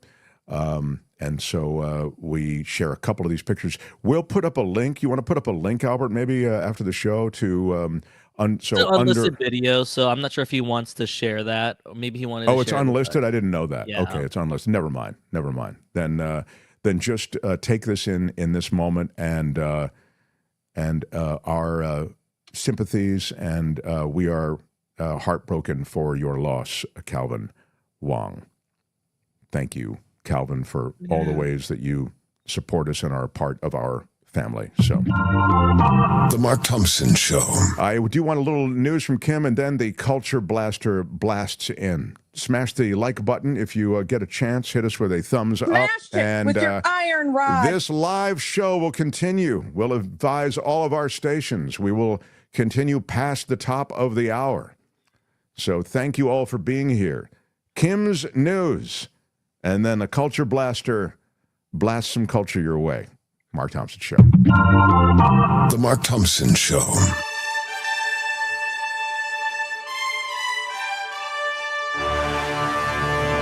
On the Mark Thompson Show, I'm Kim McAllister. This report sponsored by Tenuta Vineyards in Livermore.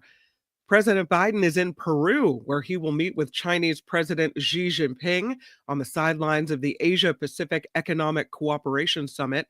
The two leaders are set to meet tomorrow, where they're expected to discuss resuming military-to-military contact, the global fentanyl crisis, and how to deal with the rapid growth of artificial intelligence. The White House says President Biden also plans to express deep concern over China's support for Russia's invasion of Ukraine and Beijing's military actions around Taiwan, which China sees as a part of its own country. It is the third time that President Biden and Xi will speak face-to-face. It is also the last time they are expected to meet. The next Senate Republican leader says it'll be difficult to confirm President-elect Trump's cabinet pick, South Dakota lawmaker John Thune, addressing Trump's pick for former Congressman Matt Gaetz for Attorney General and Robert F. Kennedy Jr. to lead the Department of Health and Human Services, on the possibility of recessing the Senate for more than 10 days so that Trump can bypass opposition to his controversial nominees by making appointments. Thune warned that won't be so easy. House Speaker Mike Johnson, as Mark said earlier, doesn't think the House Ethics Committee report on sexual allegations against Matt Gaetz should be released. The Louisiana Republican said he believes it's a terrible breach of protocol. Gaetz, of course, a former Florida congressman and presidential pick for Attorney General, has denied wrongdoing in his sexual misconduct and sex trafficking allegations. But Johnson says that's because Gaetz is no longer serving in the House. It is now beyond the Ethics Committee's jurisdiction, and so the report should be null and void. Help is wanted. Boy, do we have a job for you, Mark Thompson. You want to work for the new Department of Government Efficiency? No, maybe. The department, which Donald Trump announced will be led by Elon Musk and Vivek Ramaswamy. Well, Phineas points out I am a big time waster, so it may be. See? I might be eliminated early, but go ahead. Yeah. They posted on X that they are looking for super high IQ, small government revolutionaries willing to work 80 plus hours a week on unglamorous cost cutting. No, that sounds like who could turn a job like that down? Musk retweeting the post, commenting, "This will be tedious work.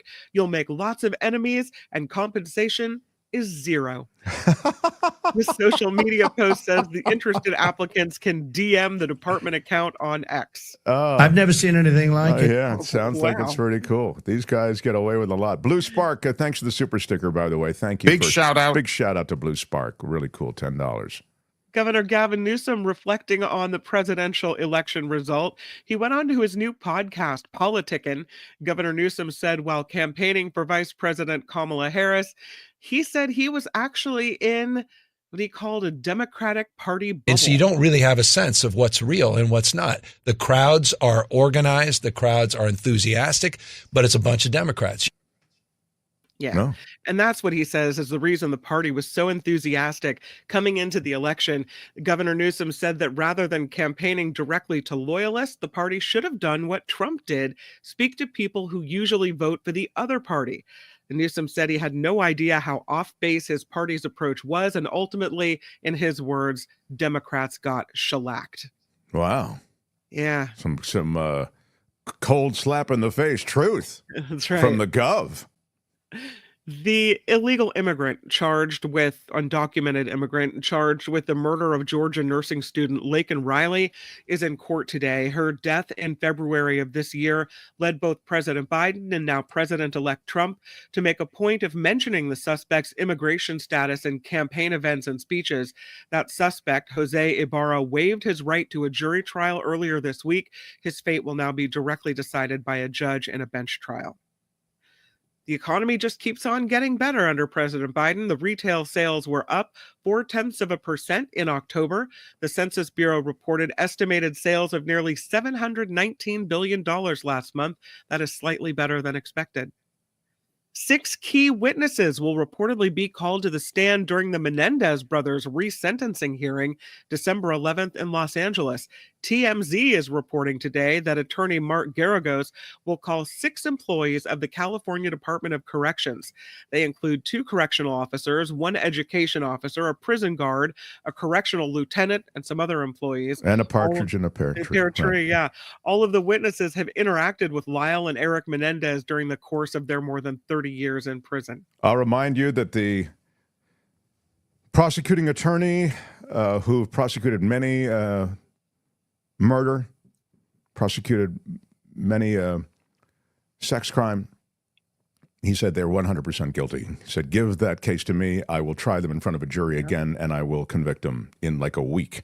I mean, he was confident that the romancing of this case that has occurred essentially in the media and in artistic depictions, I'm using that sort of broadly, that is to say, Netflix series or whatever it might be, kind of a retelling of events with a far more sympathetic or built-out story when it comes to Lyle and Eric. He said that that's just all BS.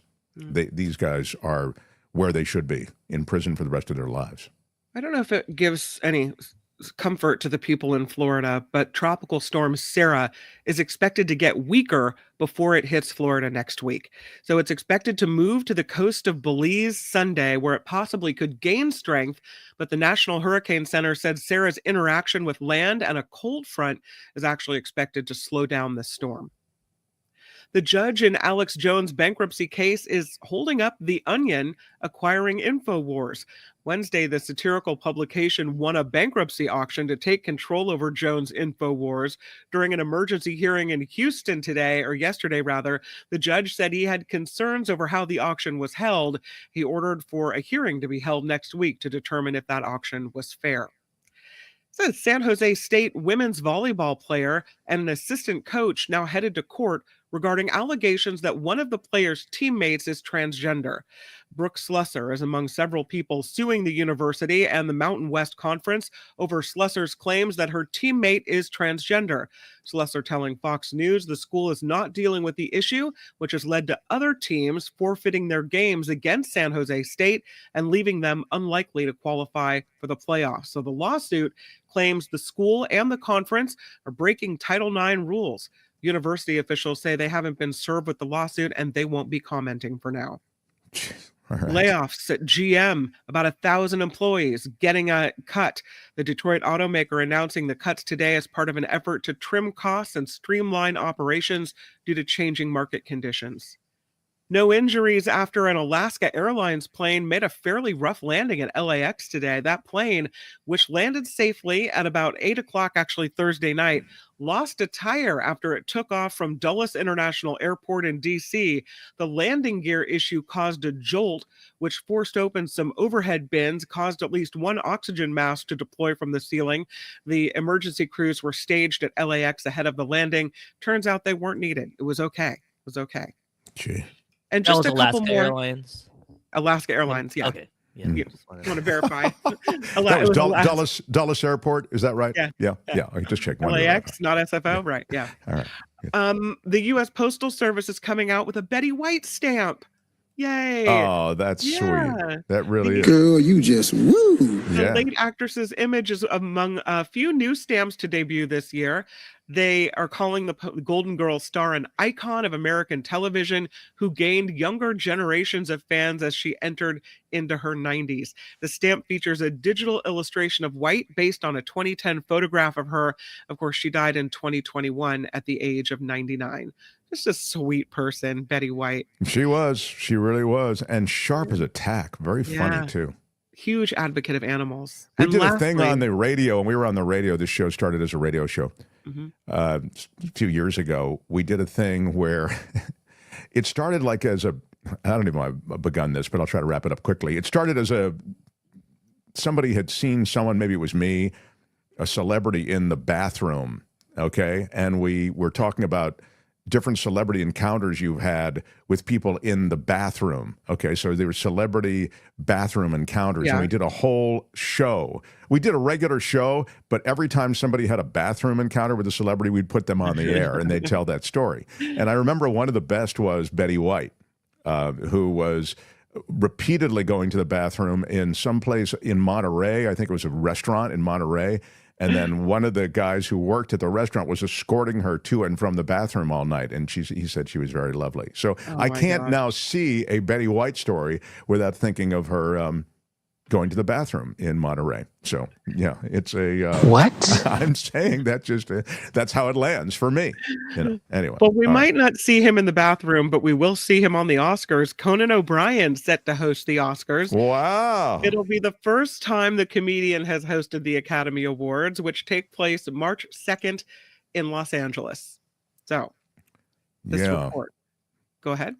I was going to... nothing on Conan, but I did see this in the comments. Sylvia Banks says, no one is investigating the rigged election. And on some level, you're right.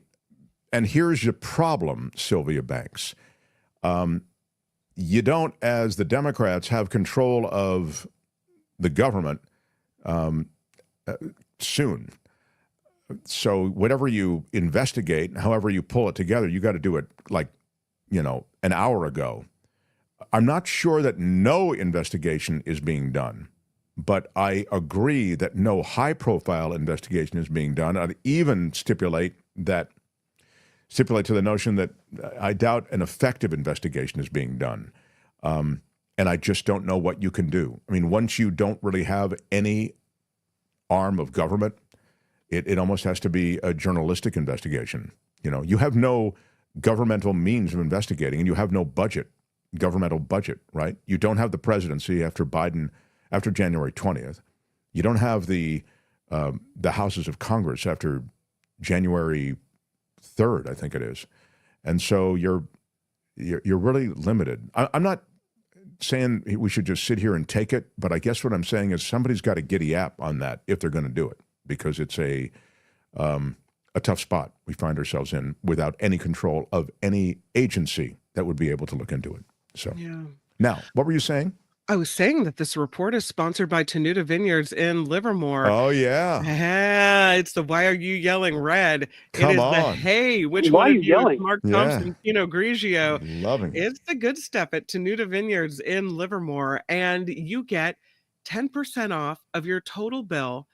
So check the website, tenutawinery.com, and then you can either email Rich at tenutavineyards.com, or you can call him at 699-4576, as you see at the bottom of your screen. And you can write or say, smash it with your iron rod. Sure. Smash it with your iron rod. And it gets you a do that? 10% discount? That's right. Gets you a 10% discount across the board. Whether you're booking an event at the winery, whether you're buying wine from the winery, a big old case of wine from the winery, or whether you're going to buy beer on tap in the tap room, the tasting room. It is a great winery. Their motto is give them 30 minutes and you'll be friends for life. They are so kind and so nice. Check out Tenuta Winery in Livermore. Yeah, it's more than just being kind and nice. Their wine is really good right there in the Livermore Valley, so order it. Even if you never go there, because I don't know where people are coming from. I've been there. I loved it. I loved my visit. It's a great place if you're in the Bay Area to visit and maybe even plan some kind of activity where you meet up there. They have the grape stomp and all that sort of thing. But anyway, I think their wine is delicious. I have the sparkling wine. I, of course, have That is a damning non-answer. No, I'm answering now.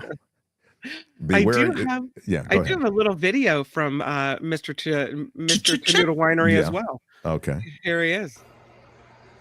Mark Thompson, Kim, Albert, and Tony, and all the Mark Thompson listeners out there. November, Black Friday happens in November, but you know what?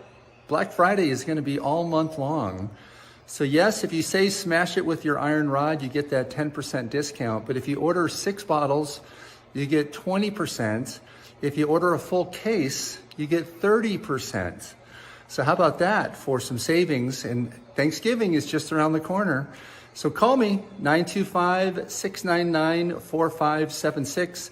Check out our website at www.tenutawinery.com. Nancy has 30 selections of wine, 12 whites and 18 reds, which is unheard of, 2 of which are the Mark Thompson Why Are You Yelling Red Blend and the Mark Thompson, hey, which one of you is Mark Thompson's Pinot Grigio?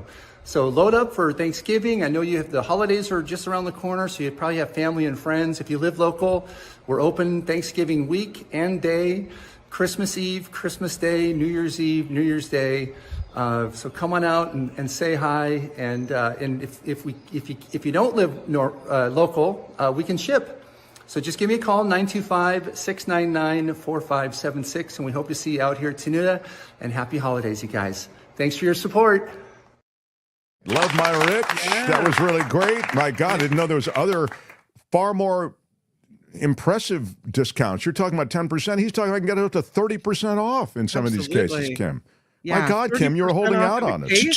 Yeah. Why are you yelling red? That's crazy. Yeah, I know. All right, Kim, look, right. There you go. That's it. All right. Time to get to the movies. I'm Kim McAllister. This is The Mark Thompson Show. The Mark Thompson Show.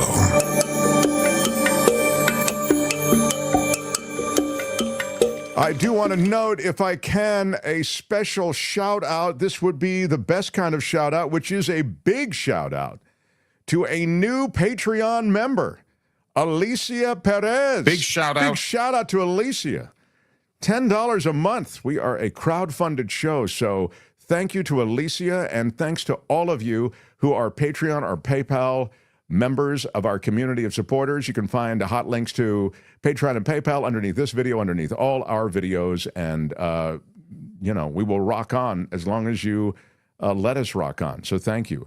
How about this guy? It's, I was saying before, it doesn't matter what kind of offering it is, subtitles, no subtitles. It's a serialized story. It's a true story. It's a some bizarre indie film, or it's a major DC or Marvel Empire film. He is the man. He comes and goes on a rainbow. How about it for Michael Snyder, the culture blaster? Hey, I'm so happy to be here during the passive-aggressive hour. That's right. A couple minutes after we're supposed to be off the air. It gets later and later every week, Mark, but I hang in here. Well, do you have some place to be? Is that your problem? I have always had a place to be, and I chose to be here. Dude, tonight is the Beaver Moon, which is the last super moon of the year, so I want to give a shout-out to all my werewolf friends, and I want to remind them, please maul responsibly.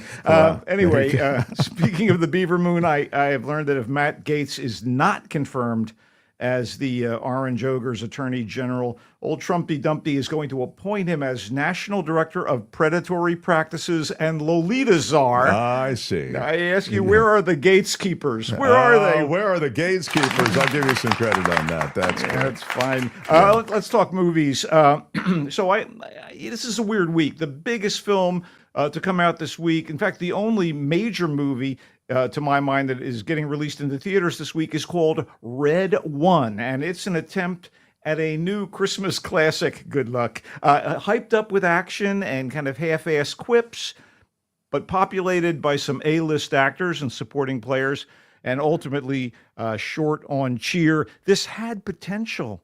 there's a plot to kidnap Santa Claus. By the way, that's good. Nick to his friends, short for St. Nicholas, I guess. The bearded one runs a tight ship from a high-tech North Pole, preparing to do that one-night-a-year gig via his souped-up hot rod of a sled, drawn by a team of enormous magical reindeer. And speaking of enormous, his head of security is Dwayne "The Rock" Johnson as Callum Drift, director of ELF, which stands for Enforcement, Logistics, and Fortification. Ah, very clever. By the way, Santa himself is in great shape for a guy who is centuries old, as played by J.K. Simmons. Oh, so it's not anymore the big fat dude who's just an old man who can barely make it into the sleigh. No, Jolly St. Nick is jacked, man. I see. Wow. He's yoked. He's buff. We see him working out in the North Pole's gym doing weight training. Wow. I mean, his annual globe-trotting task is monumental. So no wonder he has to stay in big.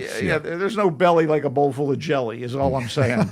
But of course, the plot thickens as the Christmas witch, played by Kiernan Shipka of Sabrina the Teenage Witch fame, inspired casting or just lazy casting, I ask you. She sends her minions to kidnap Santa to have her own way with Christmas, and this brings hacker and bounty hunter Jack O'Malley, played by Chris Evans, straight from Deadpool and Wolverine, onto the scene, recruited by Lucy Liu's Zoe character. She's in charge of the good guys' special forces, and they bring this guy in to help save Nick and Christmas. I was a little flummoxed at how mediocre this was, despite the ear-rattling sound and CGI animated fury, since it was directed by Jake Kasdan, Lawrence Kasdan's kid, the great screenwriter. And Jake's previous output has included some seriously fun stuff like the 2 Jumanji remakes, Walk Hard, the Dewey Cox story, Orange County, Bad Teacher with the wonderful Hugh Jackman, very funny film. But this is not up to those entertaining projects. And I do need to let you know that I saw this, unbeknownst to me. I walk into the screening at what is a 4DX theater. Now, I don't know what the hell this is. So I sit down in my seat, and the seat is sort of like a seat on an airplane or a seat on one of those immersive Disneyland rides. And in fact, the seats and everything around them are connected digitally to what's going on screen. So when Santa flies, your chair starts jerking around. Wow. When The Rock punches a troll in the mouth, the whole thing shakes. When you are zooming on a sled through the snow, there's kind of misting in your face and air puffs blown in your face. Now, I'm thinking, while this is going on, this is kind of dangerous for maybe the elderly. So I was a little confused about this. And afterwards, I said to the guy to my right, dude, I had no idea this was going to be, a Disneyland e-ticket. And he said, I saw Deadpool and Wolverine here a couple weeks ago, and I was sore for 2 days. I mean, the seats rattle and shake. So I'm thinking, I kind of maybe liked it a little more because of the experiential aspects of it. But Red One it is mediocre. It is in theaters, and I think it'll divert the kids on streaming at home. Yeah, I mean, it has some moments. There's too much talent here to not have some moments of people joy. Are saying in the chat that they love The Rock in certain kind of comedic roles, sort of I don't know what he's doing in this case. Well, there's some whimsy here. By the way, speaking of comedy, the great Second City alumnus and sitcom regular Bonnie Hunt plays Mrs. Claus, and it's sort of a thankless job. And, I just wish it had been better. You got Nick Kroll. You got a few other talented people involved. Haven't seen Bonnie Hunt in a long time. Good to see her out there. Yeah, agreed. Okay, let's talk about a movie that is really good. Saying a movie is truly original seems like almost an impossibility after a century of cinema. And even though it recalls previous films in bits and pieces, I don't think there's ever been a cross between crime drama, personal journey, and musical. Quite like Emilia Perez. The fact that it's the work of the mature and accomplished French screenwriter and director Jacques Audiard was a tip-off that this would be challenging, but it is much more audacious. And that's right, Audiard has made something audacious and really potent here. It's almost operatic in its transmutation of dialogue into song. It's thoroughly topical in its treatment of gender issues. Emilia Perez is a showcase, largely in Spanish, with subtitles for Carla Sofia Gascon, the trans actress playing the title role. And in fact, she shared Best Actress at this year's Cannes Film Festival for her portrayal of rough Mexican crime lord Manitas Del Monte, turned trans woman and activist for the disappeared under the name Emilia Perez, fighting to uncover the fates of so many who fell victim to cartel violence, and that violence that surely stained Manitas when he was running his business. So it's almost like a make-good after the fact. As it happens, the actresses with whom Gascon shared the award were the other three significant women in the movie: Zoe Saldana as undervalued Mexican lawyer Rita Moro Castro, who finds purpose and a new life when she's pressed into working for Manitas. And by the way, Zoe Saldana speaks pretty fluent Spanish. I guess, she gets into the Spanish movie. Yeah, with no problem. Selena Gomez, who also speaks Spanish, albeit I think probably with an American accent, as the mobster's wife, Jessie, who I think is ostensibly an American-born woman that marries him. And she knows nothing of his desire to become a woman. And Adriana Paz as Epifania, a widow who gets involved with Emilia. Plus, you get Venezuelan heartthrob Edgar Ramirez in a significant supporting role. I want to call the movie ballsy, despite the word suggesting a double entendre and the gender issues here. Audiard has made some fantastic and daring movies over the course of his career, including award winners like A Prophet, Rust and Bone was really cool, The Beat That My Heart Skipped, and Read My Lips. But to be honest, you know, this is thoroughly original.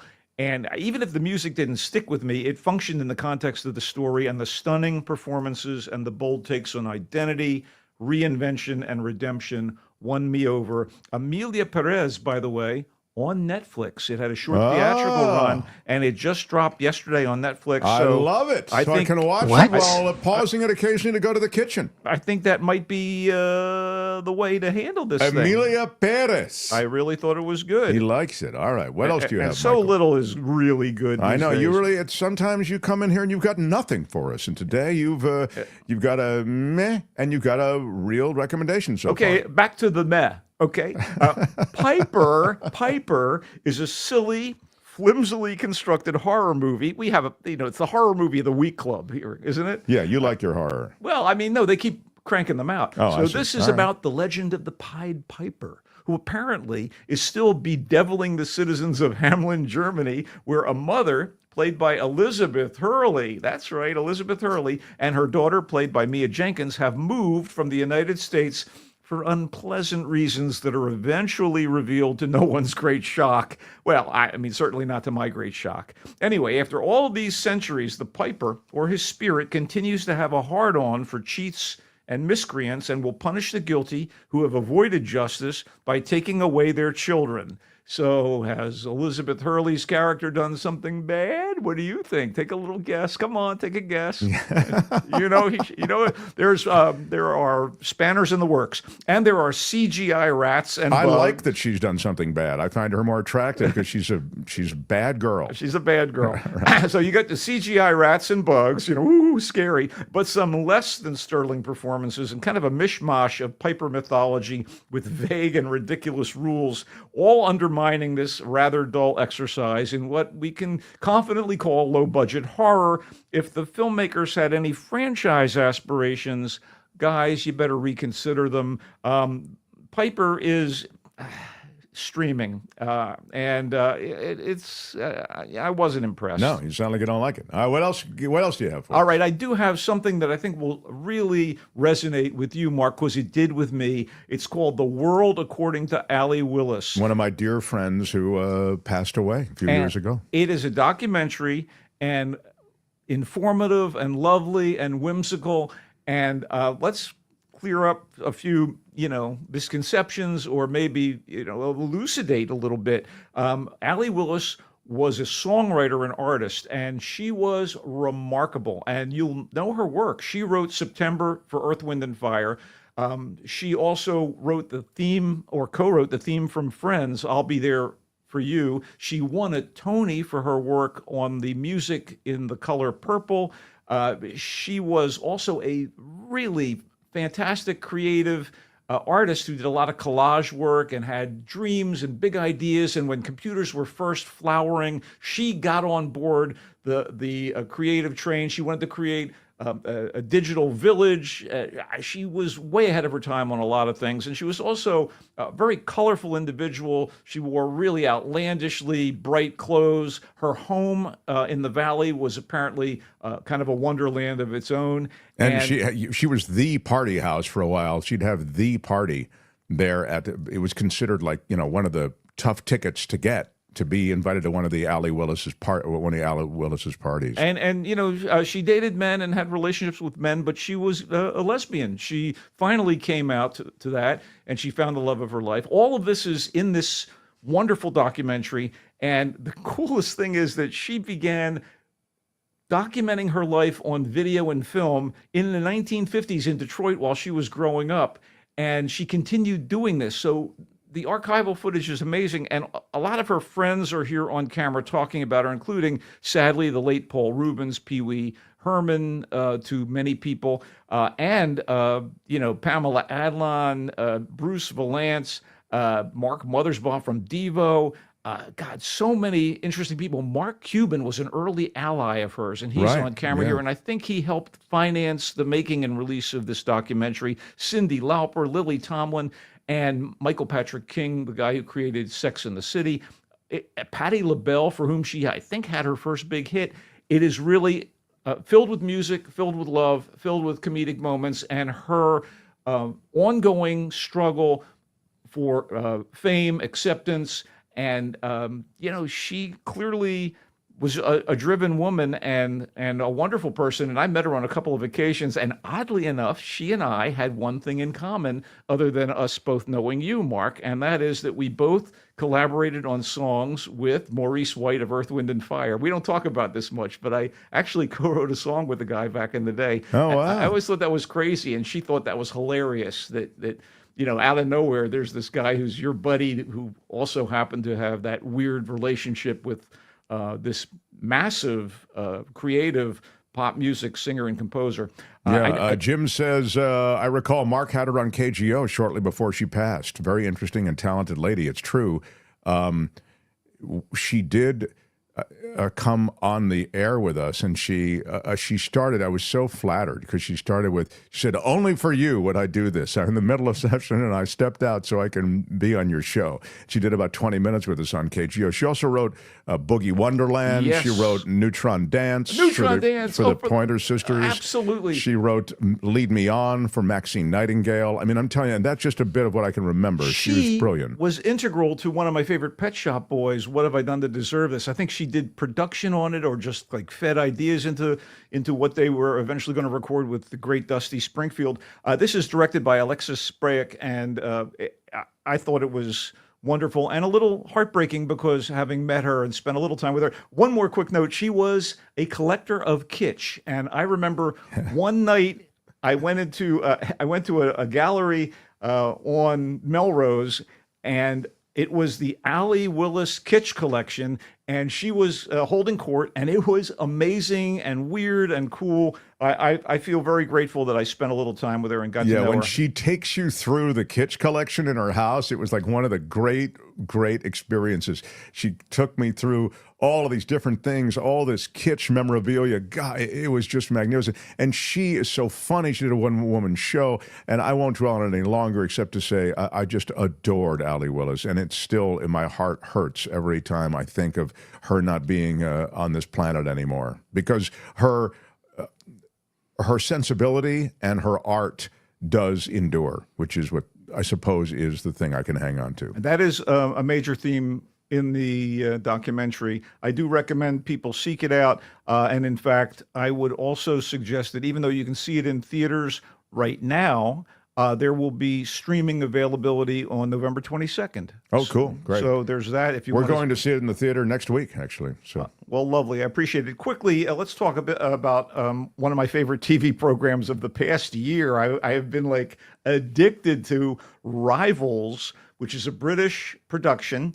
It was made and financed by Disney Plus, and it's appearing and available on Hulu in the States. And Rivals is about It's set in 1980s England, and specifically, it's set in an area called the Cotswolds, in a very well-to-do, albeit fictional county, Rutshire, and it's all about the conflict between the lord of the area, a guy named Tony Battingham, and he has become a lord because he is a self-made man and got richer and richer. And so real aristocrats look down on him, and he, of course, hates the real aristocrats. So there's this tension between him as he has built this independent commercial television station called Corinium. In the 80s, the British government loosened the restrictions on, the ability to launch TV stations and production houses, because the BBC was always Mother Beeb, always in control of everything. And so that's why we saw the rise of, ITV, Channel 4, and all these other independent stations. And this is a station called Corinium, and he's in charge of it. And it's located in this part of southwest England, because regional production was also loosened by the British government. And he's trying to get his franchise solid, and he has to kind of woo all these powerful people. And in the meantime, there is a local aristocrat, an old money guy, a member of parliament named Rupert Campbell Black, and he has become the director of sport for Margaret Thatcher's England, and he, in fact, is an Olympic show jumping champion, and also a real swain. So this thing is filled with all kinds of sex and intrigue. David Tennant plays Lord Battingham, a guy I love. It's based on a 1988 novel by Dame Jilly Cooper, and all I can tell you is, dude, it's funny, it's steamy, it's addictive. They hire this Irish newsman away from the BBC, and it turns out that he has a bone to pick with Lord Tony. There's all these rich people bickering and trying to one-up one another. Great characters and characterizations and complications. I was getting a real Succession meets the Real Housewives of Rutshire vibe off of this. And with all the bed hopping and general adultery, I was thinking it'd fit nicely on Hallmark Channel After Dark, if that was a thing. Where can I see it? It's on Hulu, and it's called Rivals, and it is totally funny, steamy, and addictive. So it says Disney Plus on the poster, but it's actually Hulu? Well, it's part of the Disney bundle. Who can follow it? It's a Disney bundle. It's on Hulu in the States. I think that's their primary location for Rivals. And again, if you like David Tennant, he's, Royal Shakespeare Company, he was Doctor Who, he was in so many wonderful shows. Sure, he's he's terrific. He's got such great range, too. Yeah. Oh, yeah, absolutely. Rivals is the insanely addictive TV series you can find now on Hulu. Michael likes it. He also likes The World According to Allee Willis. Likes might understate it. He loved the movie. He loves everything about Allee Willis. We are partial to Allee Willis because we see the brilliance, the genius of Allee Willis. And who said this? If Allee Willis doesn't get an Oscar, I will sell my house, says Stepping Stone Media Group. She was iconoclastic, but she was also so earthy and straight up and no nonsense. She spoke her mind. Yeah, it's a miss her every day. It's funny, if you look at the early shows that we did in the first year that we were on the air here, there was a bag behind us, a tote bag. It was a Mark Thompson Show tote bag, and in that bag was a paddle. You couldn't tell it was a paddle because it was in the bag, but the outside of the paddle was Allie's face. And I had her here on our set, and it show after show for the whole first year of the show. If you go back, you can see it. That's what that is. A couple of people asked, "Who is that?" or "What is that?" And it was Allee Willis's face there. Anyway, The World According to Allee Willis. He loves. It's in theaters now. You hunt it down, but it will also be streaming. He says on the 22nd, I believe. Yes, November 22nd, which is my birthday, by the way. Happy birthday! I did not know that. Wow, and that is Kennedy's death day was my birthday. I don't want to even go into detail beyond that. I would love to plan some kind of celebration for your birthday. Oh, no. I know what you can do for my birthday. Start before 1 p.m. when we do our next thing. That's your birthday gift to me. I know. I don't see that happening. Okay, fine. So I'm sorry. We do. No. Right, whatever. Meantime, he liked Piper Oh, no, wait. He hated Piper. I didn't hate it. I was just like, geez. Piper really? is the Pied Piper legend turned to horror with Elizabeth Hurley. He says, if you miss it, you haven't really missed much. Right. Amelia Perez, or Perez, because the accent is on the first syllable. CC. Thoroughly original, topical, a showcase for Carla Sofia Gascon, for Zoe Saldana, Selena Gomez, Adriana Paz. Stunning performances by all. Michael says this might be the best offering by this director, who has a pretty impressive list of offerings prior to this. No, I just think it's up to his standards. Let's call it that. It is it's the best film I've reviewed this week. It's right now. His pick. Yeah, it's a good film. It's in theaters, or it's it's on Netflix. Oh, it's Netflix. That's it was right. in theaters for a week or two, but yes, you can see it on Netflix. That's Amelia Perez. See. Red One was what he started this review bunch with. It's the plot to kidnap Santa. It's the latest offering that fits into the holiday world of offerings. Dwayne Johnson, Chris Evans, Lucy Liu, J.K. Simmons. What could go wrong with a group like that? Apparently enough to make it only a... there are a couple of cute moments, but you wouldn't run out to see Red One. Yeah, and you may get hurt if you see it in a 4DX theater. That's right. Michael took the whole sensory experience. So, right. Michael, what can we say? We've covered so much. We've covered so much. I do want to point out that my latest column for thevoicesf.org, The Voice of San Francisco, is all about two movies with very, very strong women facing crises. Those movies, TV programs, and those are, pretty worthwhile to check out. One of which is the second season of The Diplomat, and the other is, one of the other ones. Vicky in Sausalito says none of these movies that Michael's mentioned appeal to me. Well, then don't go see them. Mars says, ooh, Dwayne Johnson, auto nope. Wow, very, very tough. I'm an auto yes on Dwayne Johnson. How about that? Find Michael Snyder at thevoicesf.org. Find him here on Fridays. He comes and goes on a rainbow. The Culture Blaster, Michael Snyder. Go Dubs, go Niners. Go Dubs, go Niners. The Mark Thompson Show. I know, everyone, we are well past our prescribed time, which is 4 p.m. on the East Coast, and it is 1 p.m. on the West Coast. And it is after 1 p.m. on the West Coast and after 4 p.m. on the East Coast. I love it, too. We're a little bit long. Wes Theory, how about a big shout-out for a $5 super sticker? Wes, one of our OGs. Big shout-out. Really appreciate it. Blue Spark with a $10 super sticker. I acknowledged it a little bit before, but why not give him another shout? 2 bulls in 1 pan, it won't last. 45 and Musk. I think they're also, I agree with No Contendo. There could be some others who are involved in that. I don't know. There are a lot of egos in this new Trump administration. So while they're willing to, steamroll America with their new brand of what's right, they may find that within their own world, there'll be some setbacks. Vilma on the credits that will roll that acknowledge all our Patreon and PayPal people. Vilma says, I can't find my name in the credits either. Am I not credible? Wow. Oh, no. I'm going to blame... I blame you. All right, maybe it's my fault. Yeah. I don't know. I think it's Tony's fault. And he's not here, so we can blame him. Thanks, Tony. Yeah. Excuse me. 1 second. Please subscribe to the After Party Live. That's coming up next on YouTube. Please don't. How despicable. Did you hear what she just did? It's the end of this show and the beginning of the next one. I stepped away for 1 second. You. I just can't believe it.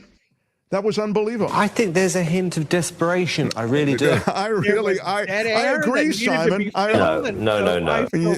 I absolutely am disgusted by that. Kim, how are you? I just don't understand it. Yeah. But I do subscribe to the After Party Live, and I encourage all of you to do it. It's the tonic you need for the things that ail you.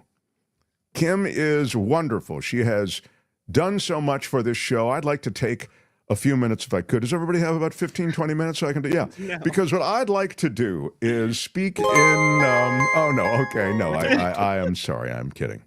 I know you have a place to be, Kim, and I'm only holding you up now by, filibustering as I am, which I don't mean to do, but Kim has put together a great week of shows. She is largely the brains behind the show that we get on. Then once we get on, it's Albert who takes over, and that's why things really begin to fall apart. Albert, thank you. Yeah. And then once you add me to the mix, you can see how, I am encouraged. Albert, we will have these videos up if anybody's missed anything. Our conversations about Matt Gaetz, about RFK Jr.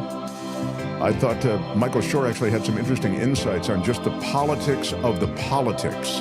So I hope you'll check that out too. And of course, Elon Musk being sued and Mike Tyson laying it straight to a little girl was the way we started the show. So thanks everybody for being here. The After Party Live is next. Have a great weekend. I'm Shannon Stevens for The Mark Thompson Show. Bye-bye. Until Monday, everyone. Thank you very much. Out of time. Bye-bye. And bye-bye.